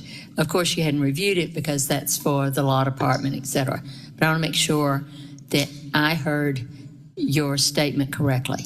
Yes, I'm aware of it and I have seen it, but it's really not my role to review it. Got it. That's all I needed. Thank you. Yes, ma'am. Any more questions for our county manager? Thank you, Mr. Anderson. And now Thank you. invited guest, Sheriff Patrick Labat and his team. Thank you all for being here today. Thank you, Sheriff. Good afternoon. Good afternoon, Madam Chair, and I appreciate the opportunity, and certainly to each one of you, and thank you for taking this conversation up. It is one that really needs some clarification and make sure that we're all singing from the same hymnal, as my pastor would say. And so ACDC is vital. Most of you already know, and I've grown up in this system with you for a decade. I was the chief of the City of Atlanta Department of Corrections and 31 years an employee of the City of Atlanta. So this is personal to me. It is a space that we want to make sure we continue to treat people as humanely as possible, but it's important to have the conversation. So where people were saying, well, what, and this is, we've had this conversation, Councilmember Lewis, well, why is he bringing this up? Why is he trying to kick us out of ACDC? For me, it is the opportunity to have a real conversation. And so today's date, for instance, our total population with respect to the Fulton County Sheriff's Office and the jail system itself is 2,994. Now, why is that important? When I took office 1,697 days ago, during my first term, 1/1/21, there were 3,600 individuals that were incarcerated, 600 people sleeping on the floor. To date, there are, as of the rising population, there are only 15 or 16 what we call boats that are being used. But the reason we're able to treat people more humanely is because of the use of ACDC. To go directly to your question earlier, Councilmember Lewis, year to date, there's been a transfer of $4 million that we have paid to utilize ACDC. The important fact here is, while we pay lesser in terms of a per diem with ACDC, we actually staff ACDC. So when we take individuals to Cobb County provides all the services to them, and their per diem is higher. So we have 200 people out there. Ultimately, it translates into laundry services, food services, medical services. So everything that is happening in Cobb, everything that's happening in Oconee County. And let's be clear, because of this emergent need, this human crisis, I reached out to, as you know, there are 159 sheriffs in Fulton County. I reached out to every sheriff, another 158 sheriffs, and said, if you have 1 bed, 10 beds, 1,000 beds, we need it. We need to get people off the floor. We need to treat them in a more humane fashion. Now, I get it, and what you get is a lot of misinformation, and I say it like that because when we come before you and we ask for these services, and 4 years ago I did, I told you if we did not get people off the floor, and people talk about consent decrees and the like, this is not Fulton County's first consent decree. In fact, it's third that predates all of us. And so to that extent, during one of the legal battles prior to my administration, women were sleeping on the floor at the South Annex. They were sleeping in feces and sewage. And because of our agreement, we were able to, I remember the first day we transferred people over. There was a young lady, 8 months pregnant. She said, thank you for not just saving my life, thank you for saving my baby's life. Because direct supervision, ACDC, is one of the premier facilities in the country. And so we did, even though it's not part of the consent decree, we invited the monitors over to see what we could do. And so to be very specific, when we talk about the original contract having space for 700 people, Chief Dancy and his team, under this agreement, they have an obligation to make sure that certain crimes and certain people allegedly charged with certain things are not in that space. And so I applaud his team. I applaud Chief Smith. Earlier you heard the usage of pre-arrest diversion. 640 people is huge for me. Can you imagine if I had 640 people that had to come on top of our 2,994 individuals today? We'd have to put people back on the floor. So we opened up the Alpharetta facility. We opened up the South Annex again to keep the most dangerous people in a space that we can try and create a more humane environment. And here's the thing, here's the rub, and this is what I love what the monitor said. The monitor said there are community groups that do not agree with keeping ACDC open. But what they also did not tell you when they came up or any other time they get into this space is that the monitor also said and applauded the women and men of the Fulton County Sheriff's Office that go to work every single day in a building that has been dilapidated for years. And I've not changed that. And if you look at your counterparts across the street, it was them that voted to do a $2 million 15-month jail feasibility study, not Patrick Labat. And it came back and it said that 80% of the facility was out of life cycle. And here's the worst part. When we took over, remember I said there were 3,600 individuals that were incarcerated. And most of them looked like me. And in that same space, there were 1,900 individuals with some contact with medical and mental health issues and concerns. And so we marched down that road together to get people off the floor, to work with Madam DA, work with our Solicitor General, work with the judges, and we got the population as low as 2,300. And so we passionately move towards moving in these spaces that we try every single day. So people can come up here and tell you whatever they want. Just make sure, and Madam Chair, I did take an opportunity to send you the most recent report from the monitors, but make sure it also you read to that point. And please, if any of the council members need it, we will certainly facilitate that. But it also applauded the efforts that we're doing with respect to medical and mental health, partnering with Emory, partnering with Grady Hospital to make sure those things happen. And so as we get ready to march through this, we have to have a realization that when people get up here and tell you, oh, just let people go. And so when we get in that space, the realization is this. As of today, we have 113 misdemeanors, just 113. And as of my conversation with our Solicitor General, most of them are domestic violence and or have a mental health issue. And so the doors are open. We've invited some people in, including some of the people that spoke today, because we're very transparent about having the conversation and what can we do better. But what we have is a criminal justice failure. And since COVID and since the ORCA money has dried up, we've been in a space where the DA doesn't have enough money. The public defender doesn't have enough resources. And we're caught in the middle of all of this. Right now, we got somebody that's been in jail 15 years. Now, they're charged with double murder, let me be clear. And the mental health facilities really have migrated, either closed or the jails, I don't have to tell you, most of you already know this, especially being on the Public Safety Committee, have closed and the jails have become the de facto mental health institutions.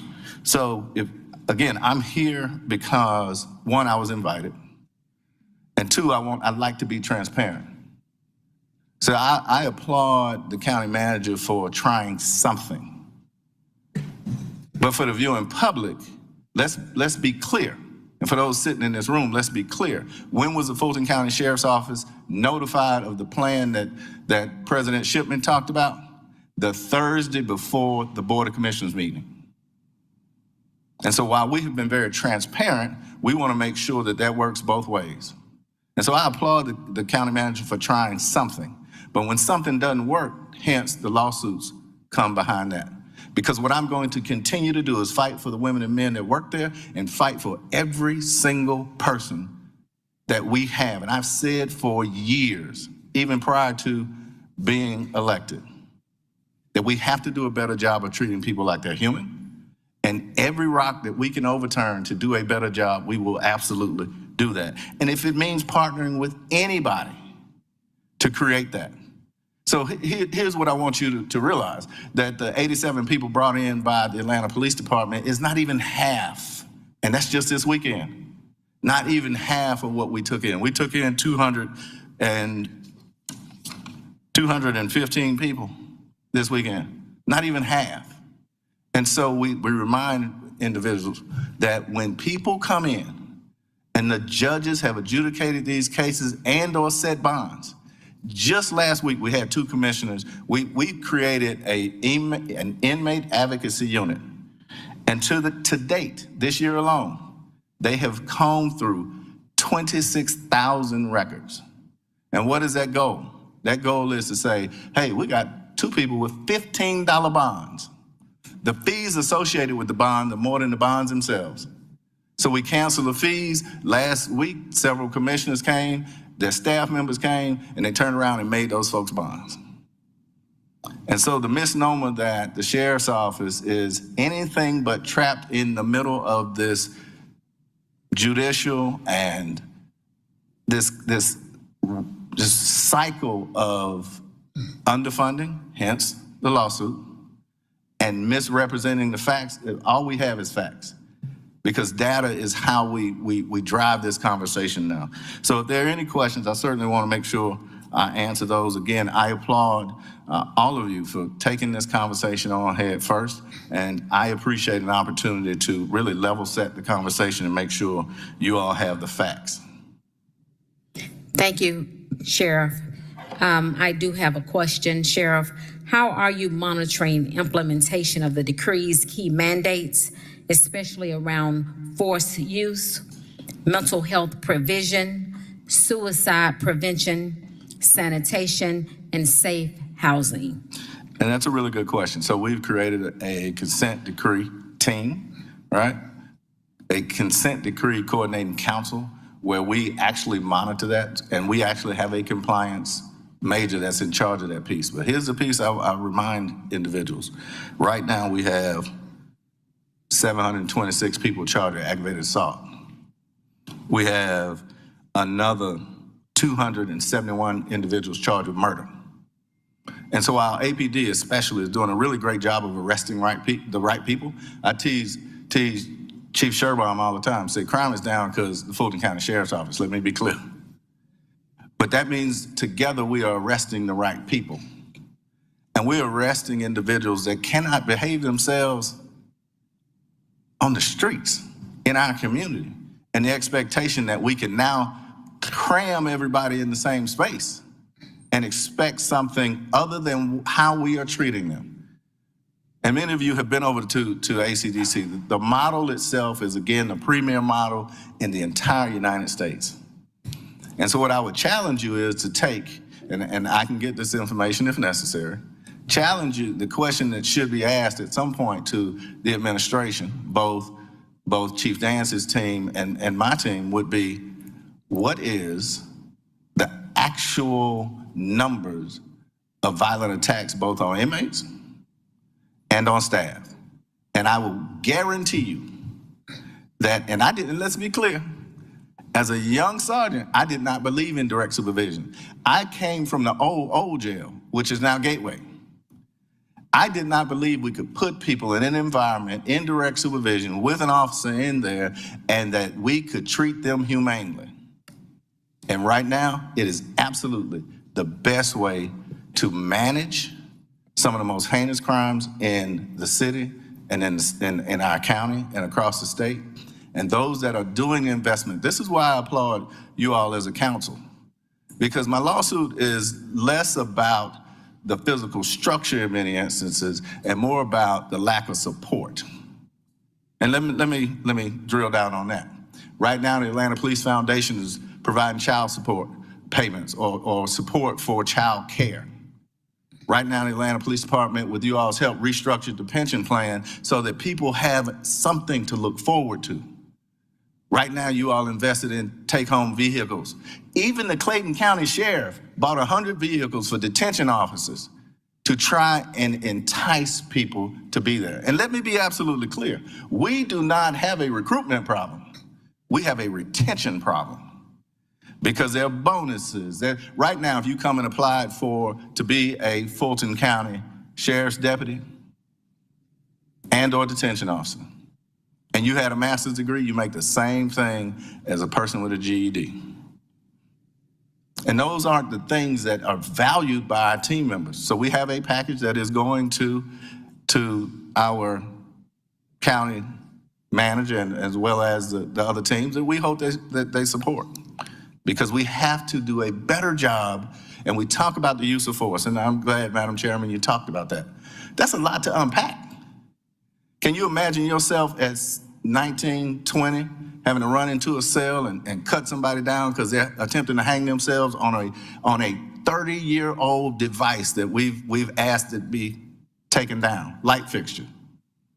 And then now you're performing CPR. But keep in mind, you're 19, 20, 21 years old. And we don't have what you all have really provided the police department and the fire department with. We don't have a way to unpack that from a mental health perspective because of the lack of funding. So I applaud you for leaning into public safety.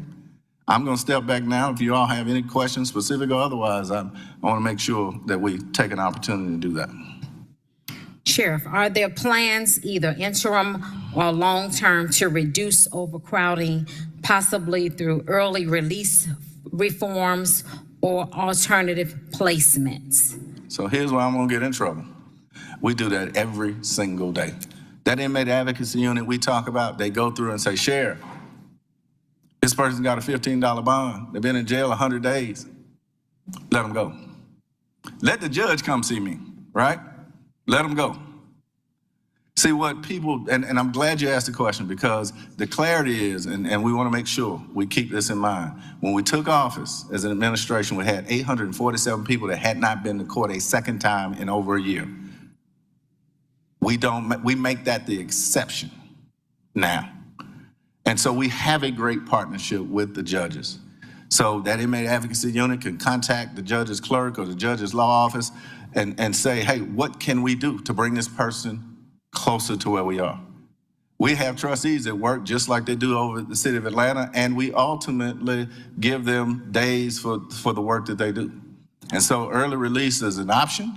And I often say, and this is where I try and get our community to understand, the more we lean in, be it early release, be it making sure the judges know that these things are happening, what would it be like to have a Fulton County jail with, instead of 3,000 people, maybe just 2,000 people?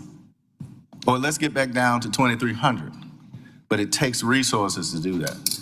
And that's where we as a county, at least 4 of our commissioners, I make no bones about it, don't matter what side of the aisle you sit on, are failing us. And it is a criminal justice failure holistically. Sheriff, what would be the impact of moving the inmates out of ACDC? I will tell you the same thing. Thank you for the question. I will tell you the same thing that I told each one of our Board of Commissioners, and I put it in plain English. It will be deliberately indifferent. It will cause more harm. And it will put us as a city and a county where more people, I said this almost 4 years ago, people will continue to die the more we cram people in these spaces.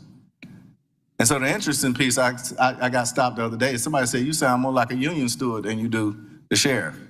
And that's because I'm gonna continue to fight for the women and men that work in the Fulton County Sheriff's Office and those that cannot help themselves. I often say just because you're incarcerated doesn't mean you're not smart. It just means you got caught. And so we have to be very thoughtful about what it looks like, how we treat people, be it early release, but it would be detrimental.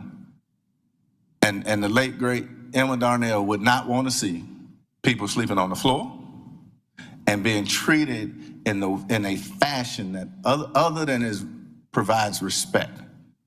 And it's important to know this because should the lease end today or whenever the lease is up, keep in mind, right now we have 515 beds offline. And I apologize, I forgot to mention this. We do not own the jail. We do not do the maintenance on the jail. That is the county. And so these blitz projects, which I predicted, that you've heard about in the news, that I predicted by the time we got through all of the entire jail, all of the zones, those zones would have to be re-blitzed because of our staffing opportunities. Yes, ma'am. Thank you. The Honorable Antonio Lewis. Sheriff, thank you so much for coming down today, and thank you for the offline conversations, even about this. Also, thank you for helping out in Zone 3. Our police chief today talked about a little bit of work you did in Zone 3, so thank you for being able to stretch yourself over in Zone 3. My questions in legislation, they go around the lawsuit and go around the ordinance that we put in 4 years ago. And so I know 4 years ago, there were 3 people at the table, the City of Atlanta, Fulton County, and the Fulton County Sheriff's Office. And anytime I'm in a partnership with anybody, when we're about to renew the partnership, I'm always looking at my partners, wondering how, checking their temperature. And right now, 2 other partners are suing each other. And one of the partners to me today say, Councilmember Norwood and I heard 2 different things. And so I'm actually gonna go back and look at the YouTube video to see actually what I heard, but what I repeated what I thought I heard before I actually got off from speaking earlier. But what was repeated after that was that our county manager has skimmed or reviewed, not been able to review your lawsuit.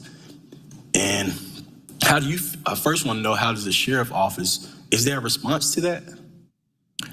I don't have a response with respect to the county managers, whether he reviewed it, skimmed it, et cetera. I'm pretty sure, knowing our county manager, he knew the lawsuit was coming anyway, right? Because it is not necessarily directed at again, building a new building or the things that come along with that. I do understand Councilmember Norwood's statement. The language was not skimmed.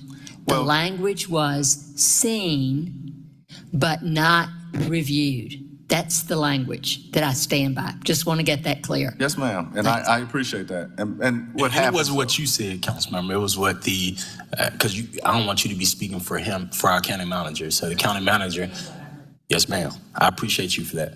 I didn't want to interrupt our sheriff, so I want to make sure we said that. Thank you again, Chair. We know I have the floor right now, and the sheriff was talking to me. I don't like when people interrupt people who are speaking at their time period. So thank you again. No, I appreciate it. And we get hundreds of lawsuits, as you can imagine, so I don't make excuses for anyone. But publicly, it's well known that I'm suing the county commission, the county manager. And I believe, coming from this environment, I believe that it will work itself out. Yeah, I sit on the pension board for the City of Atlanta. So I want to say thank you. I asked to be on the pension board. I worked on the 3 pillars of retirement for about 6 years with ASME, the labor union. So when you say you speak like a shop steward, I'm a shop steward who's been watching pensions for about 10 years now. And so as a person who fought to make sure we got a stronger pension, not exactly where I wanted to be. I want to get back in that 2010, the older plan. But we got a stronger pension right now in the City of Atlanta. We know that from hearing from our officers, hearing from our firefighters, hearing from some of my favorite folks in the city, the trash man, from hearing from people in the City of Atlanta, they enjoy their lives a little bit better. They know they're gonna retire with dignity. And so we've been able to do that. And from reading your lawsuit, and from hearing you today speak about the pensions. So these are issues that you have with the county. And do you think you have the resources? So my question, do you think you have the resources to do what you need to do with both Fulton County and your other sites and ACDC? So thank you for the work on the pension. People don't realize how impactful that is, especially in law enforcement. In terms of the resources, again, we don't have a hiring problem, we have a retention problem. And so we are putting forth a package that ultimately will highlight what we need to be successful. And again, that will be forthcoming. We have worked on several different projects together with the county manager to include bringing in a company much like the Atlanta Police Foundation did for the Atlanta Police Department and study what it takes to really have a fully staffed universe, if you will, when it comes to what we need. Now, it's worth mentioning, if you bear with me for a couple of seconds, and that is to be able to have a body that is forward-thinking is what we need.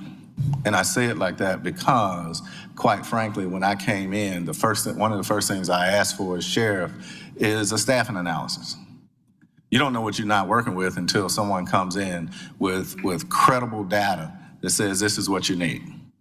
And so to that extent, our last staffing analysis was completed in 2015. And here we are, it's been denied several times until a federal monitor has stepped in to say that you need a staffing analysis. And while I'm on that topic, it is also worth mentioning, we hear our chairman and other commissioners talk about the federal monitor did not say build a new facility. The federal monitor did not say that because that was not what they were tasked with. They were not tasked with trying to determine if a new building was required. And so, Chairwoman Boone, I appreciate you calling out specifically what the monitoring was asked for, whether it be the use of force, whether it be the reporting, whether it be the mental health services, medical services, et cetera.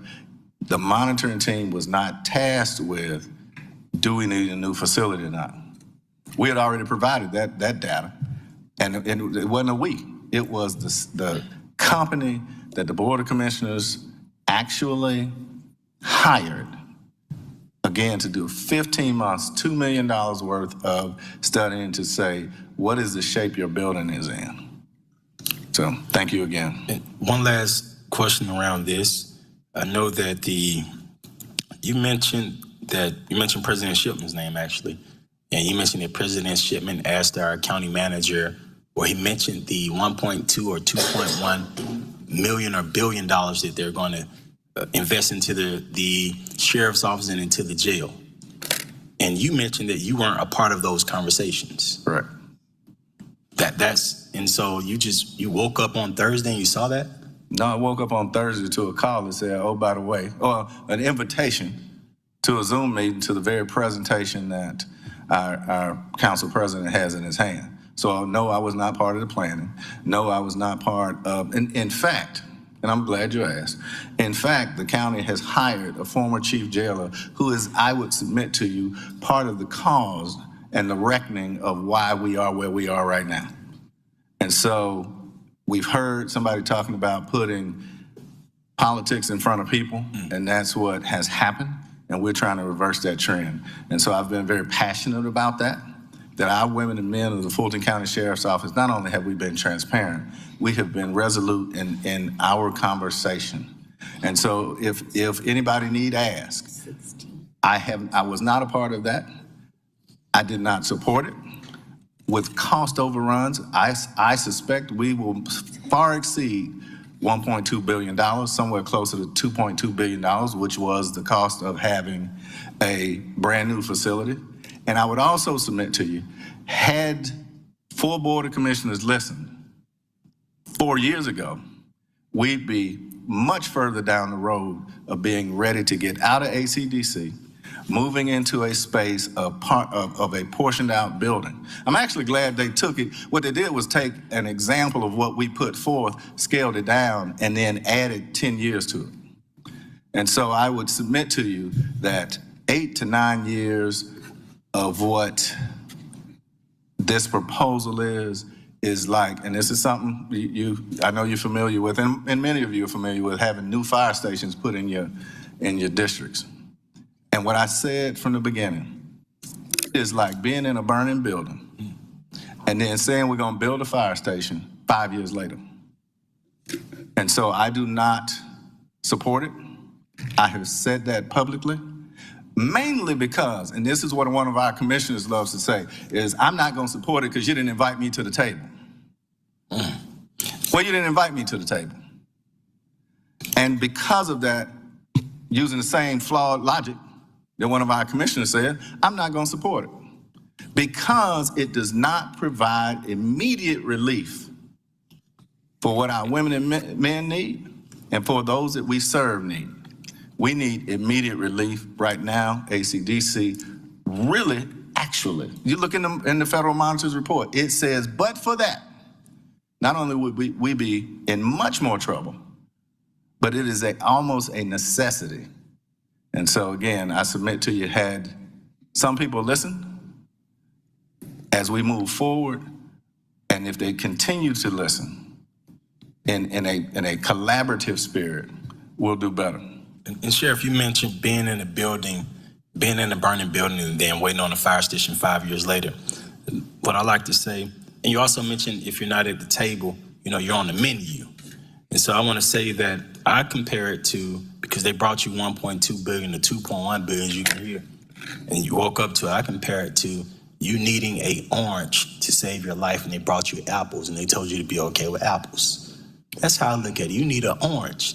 You need that orange. So I truly appreciate you telling us about the support that you're getting from the county, because our elder Dancy, he was here last week at the last public safety meeting, and I was happy to hear him say that he likes the support that he gets from our council.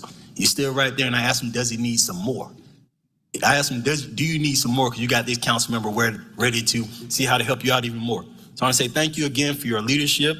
Thank you, Zone 3. Our major, he actually mentioned one question about you, and I'm thinking about the Blitz.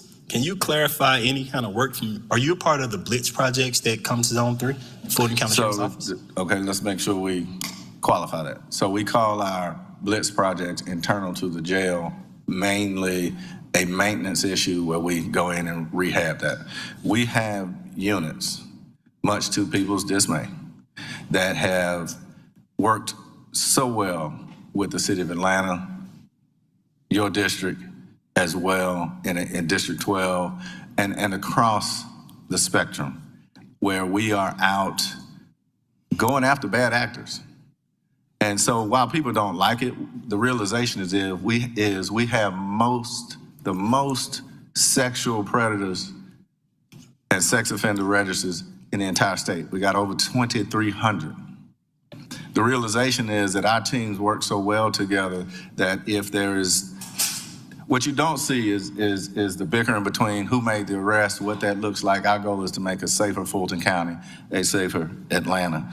And so what that means, and the reason I brought up the sex offender register, is we got 364 people that have absconded, meaning they have been convicted, they need to be on this register, they can't live near schools, they can't live near churches, and ultimately, certainly near playgrounds, and they have absconded. And so we work so well with the Atlanta Police Department that, again, and I tease Chief Sherbaum all the time, crime's down because of the Fulton County Sheriff's Office.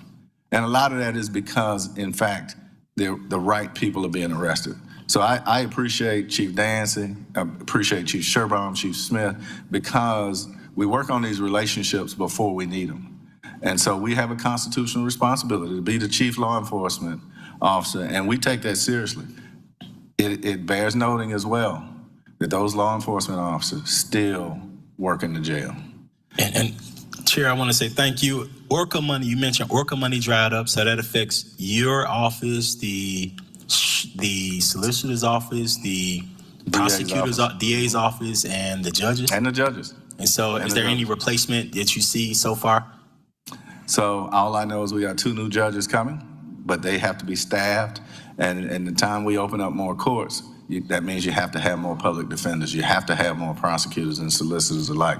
So I'm not here to defend them, but ultimately, every time we open up a new court, we need more court officers. The last thing we can do is afford to have another Brian Nichols situation. And so our court is equally as important, as our jail, and certainly our law enforcement division makes sure that we work collaboratively with those units that you talked about. And retaliation, one of the biggest things in your lawsuit, you just mentioned politics over people, which means there's some things going on. You mentioned that they hired a person who, and you mentioned politics after you mentioned the person that they hired. Are you nervous about any retaliation going on right now? Because your lawsuit says that you've experienced that. Right now, Well, as one of my friends says, we're here now, right? We're in that space that says, I was built for this, right? And I go back with Chairwoman Boone, having grown up right here in Atlanta, right? We talk about this all the time, right? I'm an APS graduate. I went to Clark Atlanta University. I was built for this. And fighting for people is the way I was raised. It's in my DNA. We don't have to, I'm sorry, Councilman, we don't have to agree on everything. And you know, we've had some spirited conversations, but we have to do what's best for our constituents. Thank you. Thank you again, Sheriff. Thank you again, The Chairman. Honorable Doug Shipman, and then the Honorable Ishay Collins. Thank you, Madam Chair. Sheriff, thanks for being here. You stated, I think, that there are currently 2,995 people in custody. Is that correct? 2,994. 94. Yes, sir. Just not to ask for the specific number, but do you recall how many times the total population's been over 3,200 during your term? So we started out, first term. Right, you mentioned it was 3,600. Mm-hmm. If I have a sense of where you're going with this is, and I've said this publicly, the plan that you have in your hand is flawed. We just literally peaked at 3,000 again. And so with all of, whether it be the state regulations about how many times a person can get a person out of jail, those kinds of things, it's going to peak by the end of the summer near 3,200. Okay, that's helpful. And just to go back to the plan, just for everybody's clarity, I didn't have the plan ahead of time either. This is just a printout of the plan that was presented at the commission last week. I'm just working off of what was presented at the public forum. So yeah, that is my question. I'm just trying to get a sense of 3,200, which is in the plan, whether or not, how that sort of compares with where you've been currently. Also in this document, on page 8, there is a chart that is an assessment of the current facilities, the current facilities that are in use. I'm sure you're familiar with it. ACDC is a part of that. Can you just remind us who pays for ACDC facility issues while the lease is in place? Well, those revert back to ACDC. So we have, again, I don't know, and maybe Chief Dancy can speak to it a little more accurately. Maintenance in a jail environment is usually done by the county or the city. When I was there years ago, we actually had a dedicated maintenance team, and then we brought in outside contractors from there. So if that is the same, then maybe that's, again, that may be the process that ACDC is using. But baked in that $4 million is the conversation around what wear and tear looks like. And the best part, I'm glad you asked, the best part about direct supervision is that it was intentionally built with wooden doors instead of metal doors and frames. It was intentionally built with ceramic sinks and the like, toilets and the like, because it is less to replace those things. And so while we spend an average of upwards of $250,000 per zone we go into, those numbers don't compare to ACDC. And part of that is because of the management style. So in ACDC, while it may appear to be a little more labor intensive, there is an officer in the unit 24 hours, 7 days a week. And so those things help keep down costs. I appreciate that point. The 3 areas that the report mentioned that were problematic were plumbing, HVAC, and fire protection. Those are structural in nature. Correct. And I believe that I'm correct that no matter if ACDC is leased to the county or not, those types of costs are still going to be borne by the city. Absolutely. They are not under the purview of the county or under your supervision. Correct. Whether it be everything, the plumbing, correct, the electrical, the roof, right? These are things, if Chief Jans is still fighting that, we're fighting the roof installation or rehab years before I even left. Yep. So these are things inherent to ACDC regardless to what you do. Yeah.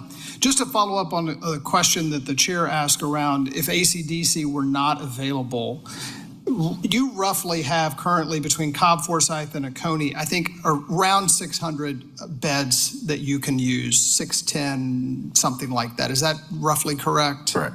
Okay.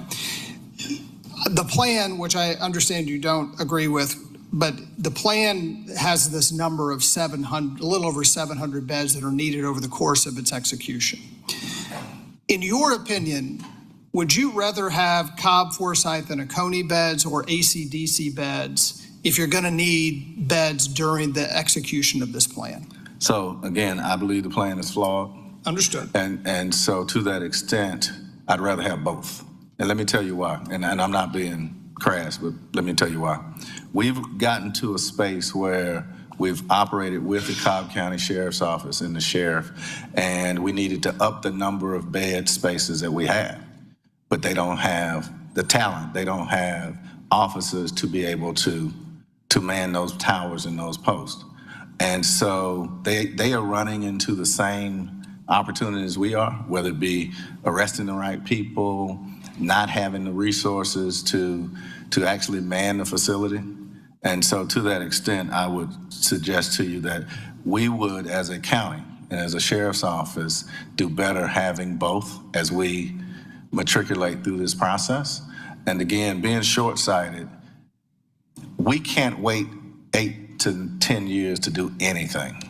And that is my biggest objection. So last topic, there's been, when we've talked on public safety or in council about ACDC, there's always a question about why ACDC isn't being used more, why aren't more beds full? My question is there anything that could be done that would allow you to use beds in a way that more beds on a daily, weekly, monthly basis that you would want to? Are there any investments needed or anything else structurally that could allow that to happen? And again, that's a really good question. One of the things that limits us is what a person's charged with. And again, to Councilmember Lewis's point, I did not forecast that we would be here 4 years later. I forecasted that ultimately, as we close out this year and move into a space where it's $150 per person per day, that we would be ready to move out, because I forecasted, or I envisioned us having the resources to not have 500 beds out of order, et cetera. Specifically, what we need to do is, first we need to understand that ACDC was built for minimum and maximum security detainees. And so this is where for years we held gang members when jails across the country could not hold MS-13 members.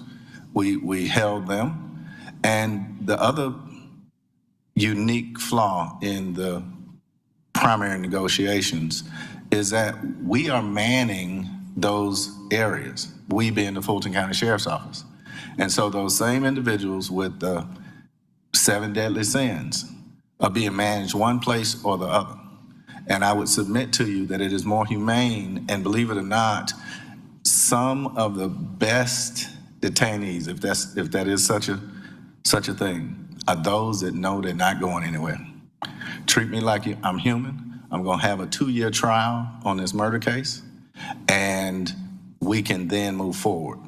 But ultimately, and this goes back to what some of previous speakers allude to, is that when we have people with lesser crimes, ultimately they get into more problems while incarcerated than they would have had they been seen and adjudicated. So again, to answer your question directly, I think I would offer that we need to drop the requirement on the charges, especially if we're going to continue to staff the facility. And last question, and this is a bit of speculation, so I don't know how far you can sort of go in your answer, but obviously there is a lot of potential impact with the way in which ICE is operating, and the president wants local officials to operate when it comes to issues of immigration. Do you anticipate that that will in any way spike the population for any reason? It could be a process issue, it could be an arrest issue, et cetera. But do you expect that that structurally is going to change how many folks you are responsible for in the medium term? I do not. Okay. And I don't primarily because, as you know, under the Gold Dome, our legislators have already required sheriff's offices to comply with the new law that says you have to be a part of the ICE program. So enforcement is one thing, housing is another, and again, we work really well with ICE in the past, and so we want to make sure we're closed, right? The end is closed. We don't have any room. And so I do not expect that to be the case. Okay, thank you. Thank you, Madam Chair. That's all for me. Thank you, Mr. President. And now the Honorable Ishe Collins. Thank you, Madam Chair. Just a couple of questions. Thank you so much for this. It's a lot of information. Truly appreciate it. And I think just kind of my overall thoughts is that I feel we are in the middle of a triangle that is happening between Fulton County, between Fulton County commissioners, the jail, and also just our court system. And I'm coming from a previous defense attorney where I had to visit many of my clients at Rice Street. I had to drive to Forsyth. I drove to Union City. So I know what the conditions are under. So I just have a couple of questions for you, Sheriff, just for us to understand, because oftentimes Atlanta, we're getting the bulk, and I don't know what the commissioners meetings are and who is reaching out to them, but we are getting the line. It feels like we're getting the lion's share of just kind of understanding everything that's happening in Rice Street and having the end all be all answers for the lease agreement with ACDC. So just my questions are, I think it was answered for the most part in terms of with the withdrawal. With the withdrawal from ACDC, where will the detainees be housed? Based on if we were to lay out everything that according to the lease agreement, if the bond financing was done like you stated it should have done, everything is breaking ground, and we're activating the stage withdrawal based on the request of your paper, Councilman Lewis. Where will the detainees be housed, and how will Fulton County ensure that the detainees are not under the same conditions that we're trying to cure as we speak? And again, thank you for the question. And they would be housed at 901 Rice Street in less than optimal conditions. Mm-hmm. We have 515 beds that are out of service. We have 2 units that have been out of service for over a year. And so we ultimately, especially when it comes to our female population, you can hear anything you want to hear. You can be told all the rest of it.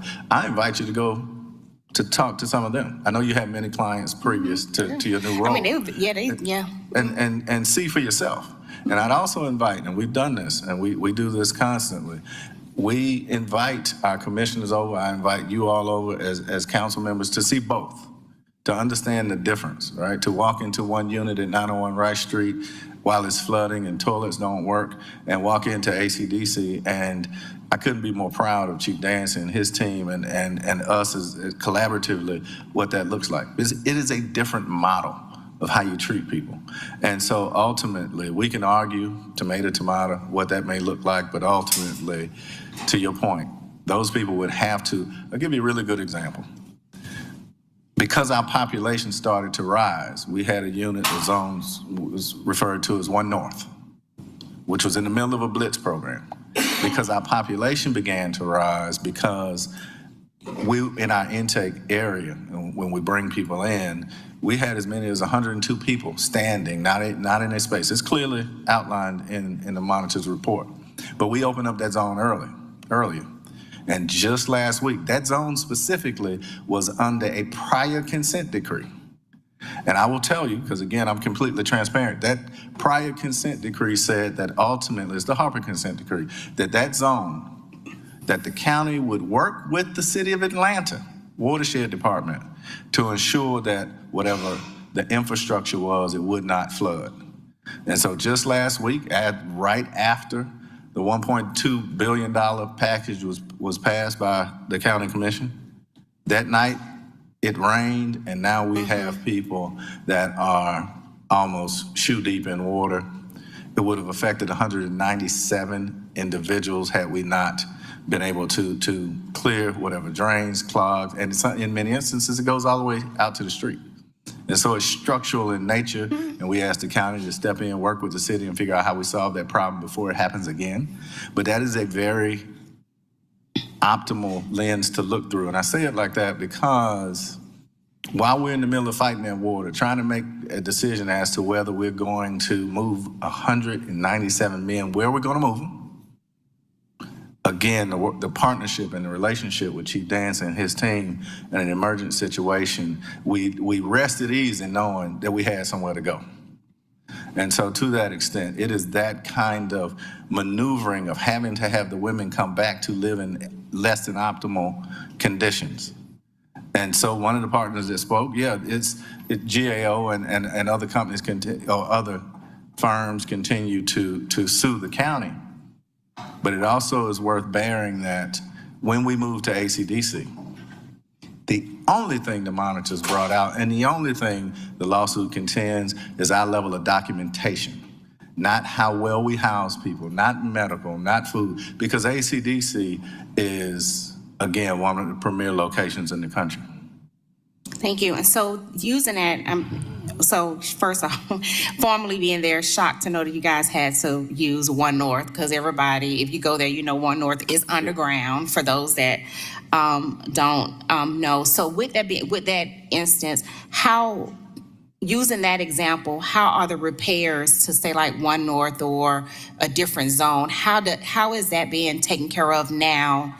Knowing like knowing where the stagnation of like financing with the budget, all of that, how are the repairs staged now? So again, you heard me earlier mention the Blitz project. Yes. And so the county management and the county team as a whole, in terms of maintenance, in terms of funding, I don't believe the administration knew when I first told them, when we first started having these conversations, that either we were going to continue to fight for what was right, or the damage that had been done.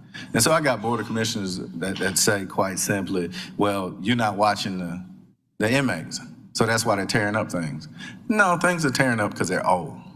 And I remind people that that building was occupied in 1989. And ultimately, when we came in the door, again, $2 million, 15-month jail feasibility study that said the locking systems don't work. Well, yes, that locking systems don't work because people have finagled and messed with them, but ultimately you don't have that same issue in a direct supervision model, i.e. the city of Atlanta. Mm-hmm. And so you stated that there were like 15 to 16 boats, and those are individual people that are still like looking for beds, or? Correct. And okay. So what we did this to alleviate that problem, and this is the first time we've had to use boats in almost 3.5, 4 years. Okay. After we got down from 3,600 individuals, and we were hoping that through the court system, people would get out and that we can move them. But just yesterday, instead of using boats, we moved everybody that came in to the South Annex. And so we put a team together because we cannot leave people in a 30 by 30 square foot cell and there be 40, 50 people in there standing up. And so that is highlighted in the report. And so we planned for it, and we were a little more forward thinking, and we moved everybody so that they could get a bed, continue to make phone calls, and try and get out of jail. And how many people are currently housed? How many Fulton County detainees are currently housed in ACDC now? A total, we average about 400. Okay, about 400. So, right, most of them are women, and it fluctuates based on that. Are they housed based on like their charges or whatnot? And I'll just give you the reason why I'm asking that question. I know there's a lot of conversation on using a diversion center and some of our charges, some of those charges that are typically, warrant for diversion that could easily be. But also I think, and this is the data that I have requested, oftentimes when you do see, people that are arrested, they'll have a charge, like a disorderly conduct charge that is part of maybe aggravated assault, or they're normally compounded. So just wanted to know, is there any intentionality on the detainees that are actually housed at ACDC, or are you just kind of using it as a capacity piece? So there are restrictions on who we can send over to Okay. ACDC. Yeah. So there are restrictions there. Ultimately, we're having conversations with the state court judges and superior court judges about the city of Atlanta, not city of Atlanta, Fulton County, just not taking misdemeanors. If you own and operate your own jail, what does that look like? But we also have to then step back and see what the impact is to the city of Atlanta, to East Point. And as you may know, we are closing down the Alpharetta facility.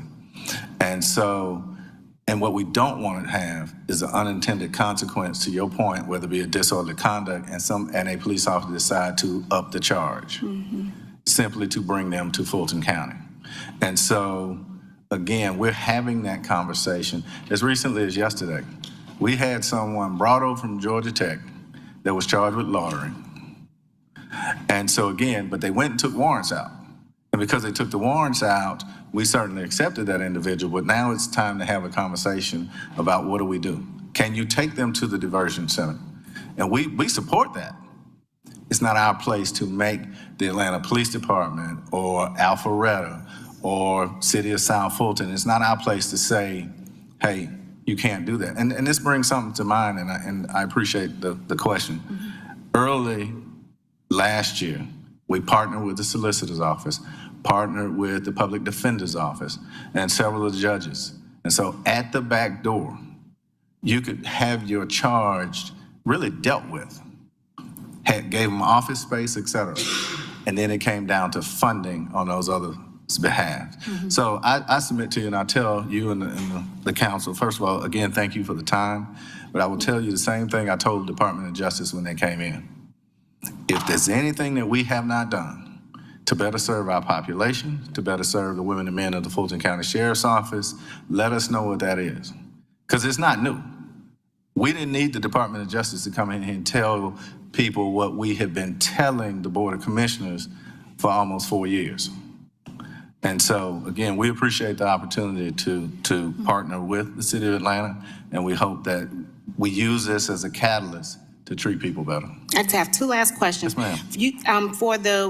You stated that there's a limitation on who can be brought to ACDC or the detainees. Charges. Can you remind me what the charges are? So in any misdemeanors we can bring, and then a few non-violent state charges. Right? So if somebody brings us a DUI charge, and again, criminal trespassing, those kind of charges, we're trying to figure out a way to get individual services faster. In terms of the utilization of space, it would help us get to that 700 bed capacity a lot more quickly, again, if we were able to bring higher state charges as well as felony charges. And one question I know that we received as well is visitation or families being able to see their loved ones that are at ACDC, which I mean they can't. Is that actually not true? Okay, tell me more. Yeah. So again, and I appreciate the clarification. So yes, we are working with Chief Dance and his team to implement tablets, much like an iPad, where people can do those things. We have actual commanders that go and have visitation. Now, since COVID and the advent of virtual visitation, a lot of facilities are moving towards that.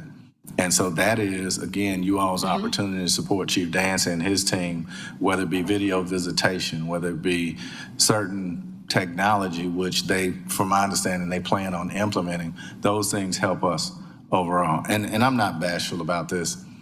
People email, people call, we arrange special visits, and the like, much to my staff's dismay sometimes. But since COVID, it has been a necessity to cut down on the traffic. And currently, you said the population is 2,009, is about 3,000. How many of those detainees, and I know this is out of our purview, but just curious, how many of those that are currently at Rice Street are waiting to, have been convicted and are waiting to actually be transferred out or sent to another facility? So I can get you the numbers, but I think the question is how many are indicted versus unindicted? Yeah, so And then- because when unfortunately a person takes a plea or they're convicted, they're housed at Rice Street while they wait their assignment through Georgia Department of Corrections, whether they go to Jackson or transfer someplace So else. specifically, we have 71 people. Okay. When I took over as sheriff and we took over as administration, they were in the hundreds. Again, we improved our relationship with the Department of Corrections, but as of today, 71 individuals. And we try and send people out every week. We have to be sensitive given that we have 71, but they have to take people in Jackson, to your point, from across the state. And so that is certainly their opportunity to help. And the Commissioner Oliver and I speak regularly. And they'll take some of our high-profile people to cut down on gang violence, et cetera, a little more quickly. But ultimately, we do a really great job. Again, that goes back to the inmate advocacy unit and the team of making sure that anybody we can get rid of, we get rid of. Yeah, and the reason why I asked, I think it's very important just to note, that shows how many people are currently in custody in Rice Street that are, like you said, have been, indicted, not indicted, waiting for trial, or in some form. And so I think that's why I like just kind of understanding what's happening at the court level is so key to move these cases through, but also what we can do on our end through the diversion piece that's within our purview on the city side. And my last question is just this: if this was a stage withdrawal process, what do you vision that would look like in terms of phases, years? What do you, Sheriff, if you had everything in place that you've been advocating for and everything was moving the way it was moving for you, and you saw the necessity for us to, withdraw from ACDC, what would that look like? Well, that's a loaded question. I know. And the only reason I say that, Madam Council Member, is because you heard the county manager say this is the project that President Shipman has is a 8 to 9 year project. I would submit to you we need to do something else. And so withdrawal will put us in a place where more people will be harmed, and we have to figure out how to coexist in this space. And the reality is, as much as anybody that is anti-Patrick Labat, anti the Fulton County Sheriff's Office, anti-law enforcement, whatever that looks like, the reality is we're going to put people in front of politics and continue to fight. So I'm open to whatever that looks like. A drawdown right now would cripple the Fulton County Sheriff's Office and the Fulton County as a whole, because to your point, right, lawsuits are going to continue, those kinds of things. Now, if there was a wish list, I know you talked about that piece, I hope that those same people that came before you continue to come and have lots to say about the Sheriff's Office, would also go to the Board of Commissioners and try and understand, wow, we have 620 people that are on probation that also have cases. We also have 204 people that are simply on probation. That means that probation officers not doing their job. That means that we've reached out to the judges to say, can we have a probation calendar?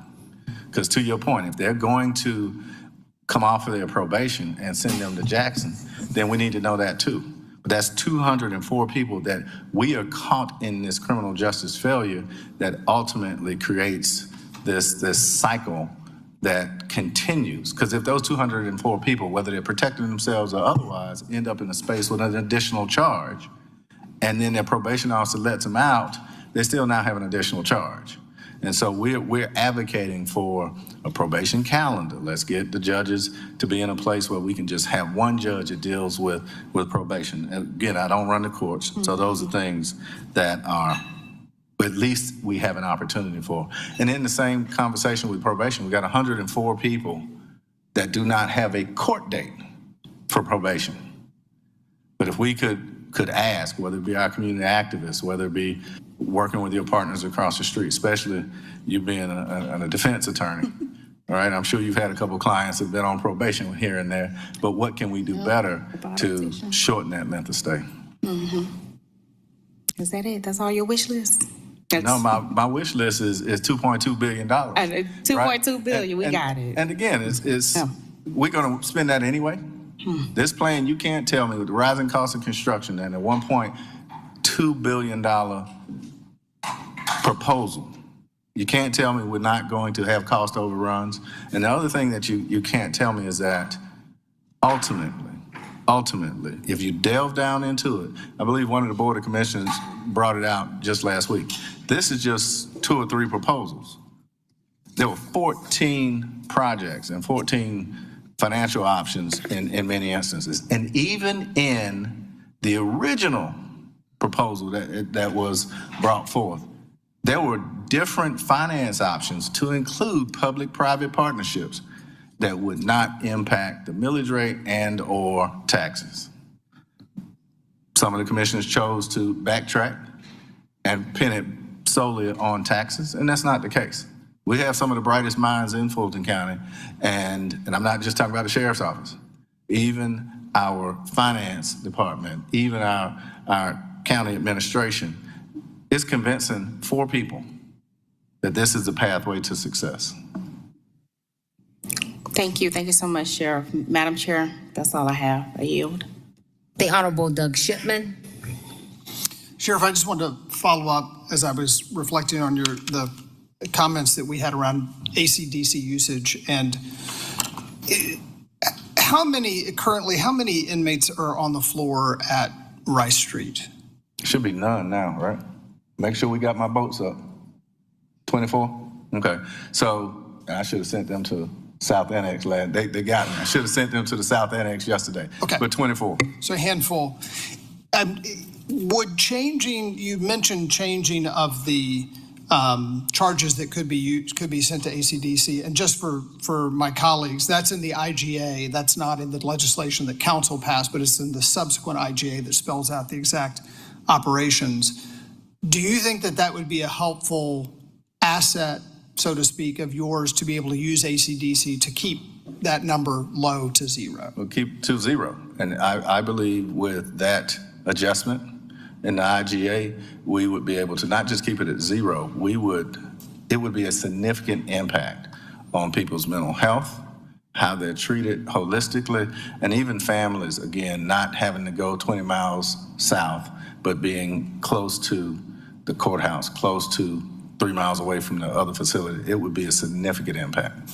And again, just for clarity for this body, if that change were to be made, what would the staffing implications or challenges of that be, if at all? Or do you think the staffing, that exists could actually handle the increased usage at ACDC of those populations? Right, we would have to adjust, meaning those 200 or 300 people that would come over because of the charges. Again, closing Alpharetta, we have 7 or 8 individuals we could move over in that direction. And as we close down units to rehab them, as outlined even in the plan, we could send that staffing over. Okay. All right, that's all I have. Thank you, Sheriff. Thank you, Madam Chair. Thank you, Sheriff. Do we have any more questions from the body? If not, Sheriff, wanting to thank you for making those personal calls to those mothers and grandmothers and giving them the attention that they sorely deserve. Your team is great. Thank you for all you all do. Thank you all for coming. And to Chief Dancy and his team, thank you all for doing a great job running a first-class safe and sanitary facility. Are there any other questions? If not, thank you, Sheriff, for your service. Thank you. You all may be dismissed. Okay, Madam Chair. That brings us to our regular agenda. We have no claims this week, so we'll start with our ordinances for second reading. starting with item number 1, 25-01445, an ordinance by Public Safety and Legal Administration Committee authorizing the mayor or his designee or chief procurement officer or her designee on behalf of the City of Atlanta to acquire from Entrenchment Creek Coalition Incorporated 3 parcels of land comprising approximately 25.42 acres more or less of real property located at 0 Entrenchment Creek, Fulton County tax parcel identification number listed herein, 0 Custer Avenue, Fulton County tax parcel identification number listed herein, and 0 Boulevard Southeast, Fulton County tax parcel identification number listed herein, all in Atlanta, Georgia, with zip code 30315, for the future expansion of the city's Custer Avenue Combined Sewer Control Facility for a purchase price of $10,900,000.00, authorizing the mayor or his designee or the chief procurement officer or her designee on behalf of the City of Atlanta to execute all documents necessary to acquire the property, authorizing acquisition, due diligence, closing costs, signage, demolition site security, and stabilization fencing, and other site development costs to be paid from the fund and account information listed herein, waiving section 2-1541D of Article 10 of the Procurement and Real Estate Code of the City of Atlanta Court of Ordinances and for other purposes. Motion to approve, seconded by the Honorable Ishe Collins. Please open the vote. One moment.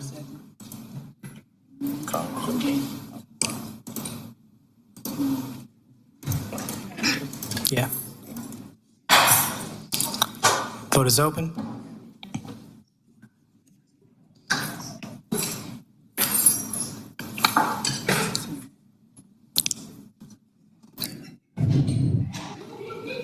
Vote is closed. 6 yeas, 0 nays. The item is favorable. Madam Chair, because this paper concerns a real estate acquisition, it is the recommendation that we refer this item to the Finance and Executive Committee for further deliberation. Moved by the Honorable Dustin Hillis, and I will second it. Please open the vote. Vote is open.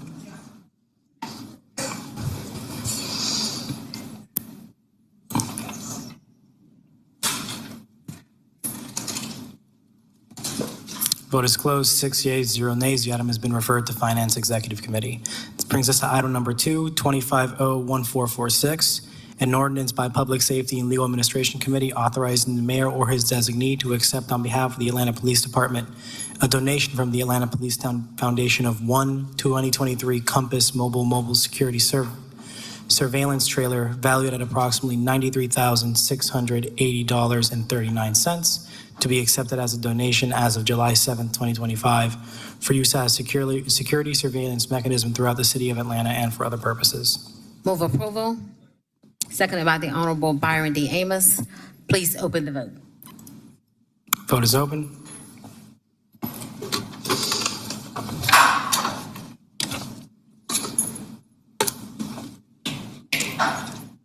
Vote is closed. 6 yeas, 0 nays. The item is favorable. This brings us to item number 3, 25-01477, an ordinance by Councilmember Andrea L. Boone authorizing the Chief Financial Officer to pay outstanding invoices in an amount not to exceed $122,350.00 to Magnet Forensics LLC on behalf of the Atlanta Police Department.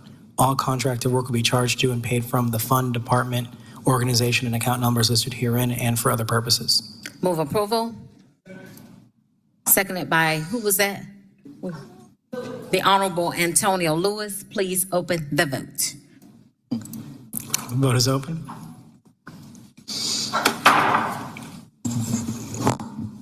Vote is closed. 6 yeas, 0 nays. The item is favorable. This brings us to our resolutions, starting with item number 4, 25R3820, a resolution by Public Safety and Legal Administration Committee authorizing the mayor or his designee to exercise the first renewal option for the special procurement agreement number listed herein for Canine Veterinary Services with VCA Animal Hospitals Incorporated on behalf of the Atlanta Police Department for a term of 2 years, effective from September 29, 2025 through September 28, 2027, in an amount not to exceed $150,000.00 annually. All contracted work will be charged to and paid from the fund, department, organization, and account number listed herein and for other purposes. Motion. Moved by the Honorable Ishe Collins, seconded by the Honorable Antonio Lewis. Please open the vote. Vote is open.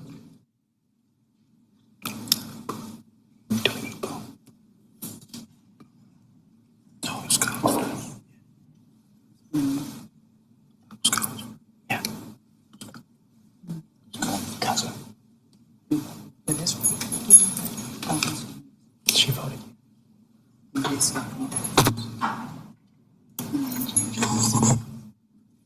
One moment. The vote is closed. 6 yeas, 0 nays. The item is favorable. Madam Chair, if there are no objections, can we take items 5, 6, 8, and 9 together as a block? Please proceed. Item number 5, 25R3821, a resolution by Public Safety and Legal Administration Committee authorizing the settlement of all claims against the City of Atlanta in the case of State Farm Mutual Automobile Insurance Company, ASO Joseph Maxwell v. City of Atlanta, civil action file number 24EV008906, pending in the State Court of Fulton County in the amount of $3,009.49. The settlement amount, authorizing the settlement amount to be charged to and paid from account number listed herein and for other purposes. Item number 6, 25R3822, a resolution by Public Safety and Legal Administration Committee authorizing the settlement of all claims against defendant City of Atlanta in the case of Reggie Brown and Tavera Freeman v. City of Atlanta, civil action file number 23EV007090, pending in the State Court of Fulton County in the amount of $50,000.00. The settlement amount, authorizing the settlement amount to be charged to and paid from account numbers listed herein and for other purposes. Item number 8 is 25R3824, a resolution by Public Safety and Legal Administration Committee authorizing the settlement of all claims against the City of Atlanta in the case of Philip McRae v. City of Atlanta, civil action file number 23002243, pending in the State Court of Fulton County in the amount of $135,000.00. The settlement amount, authorizing the settlement amount to be charged to and paid from account numbers listed herein and for other purposes. Finally, item number 9, 25R3825, a resolution by Public Safety and Legal Administration Committee authorizing the settlement of all claims against the defendant City of Atlanta in the case of Georgia Jackson v. City of Atlanta, civil action file number 24EV001729, pending in the State Court of Fulton County in the amount of $90,000.00. The settlement amount, authorizing the settlement amount to be charged to and paid from account numbers listed herein and for other purposes.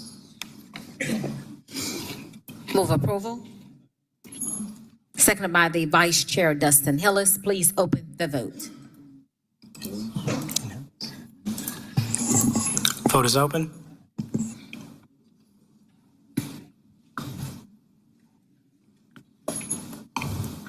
Vote is closed. 6 yeas, 0 nays. The items are favorable.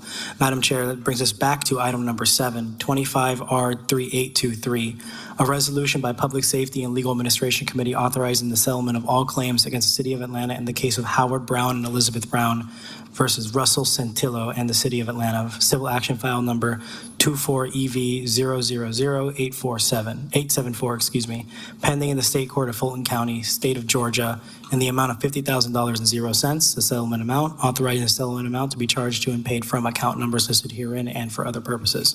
Madam Chair, there is a request to hold this item. Motion to hold. Seconded by the Honorable Vice Chair, Dustin Hillis. Please open the vote. Vote is open. Vote is closed. 6 yeas, 0 nays. The item, it was held in committee. Madam Chair, this brings us to, we have one dual referred item. It comes to us from CDHS, but the item was held earlier today in committee. Therefore, we will move to our papers held in committee, for which we have one. Item number 13, there is a request to substitute this item. Motion to substitute. Moved by the Honorable Vice Chair, Dustin Hillis. Please open the vote.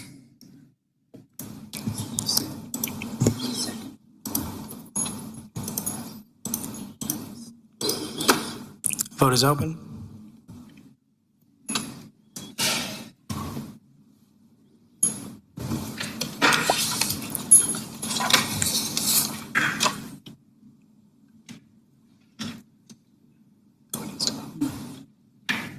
Can all council members please vote? Vote is closed. 6 yeas, 0 nays. Substitute is before the body. This is item number 13, 24O1580. An ordinance by Councilmember Alex Wan as substituted by the Public Safety and Legal Administration Committee to amend Chapter 10, Alcoholic Beverages, of the City of Atlanta Code of Ordinances to provide business classifications for the purpose of license application and issuance, to amend the definition of lounge, to amend Chapter 10, Section 10-448 to acknowledge a newly created business classification section, and for other purposes. Madam Chair, the substitute amends the definition of lounge. There is a request to continue to hold this item as substituted.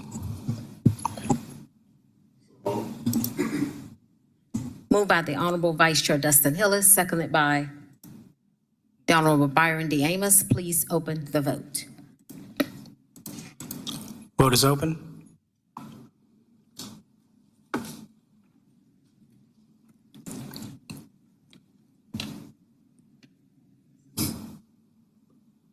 Councilmember.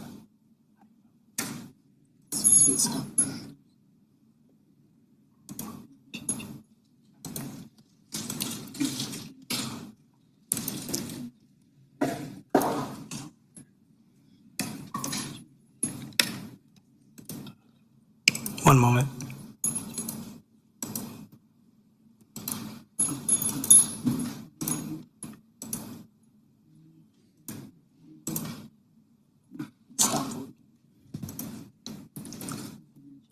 Vote is closed. That is 6 yeas, 0 nays. The item has been held in committee.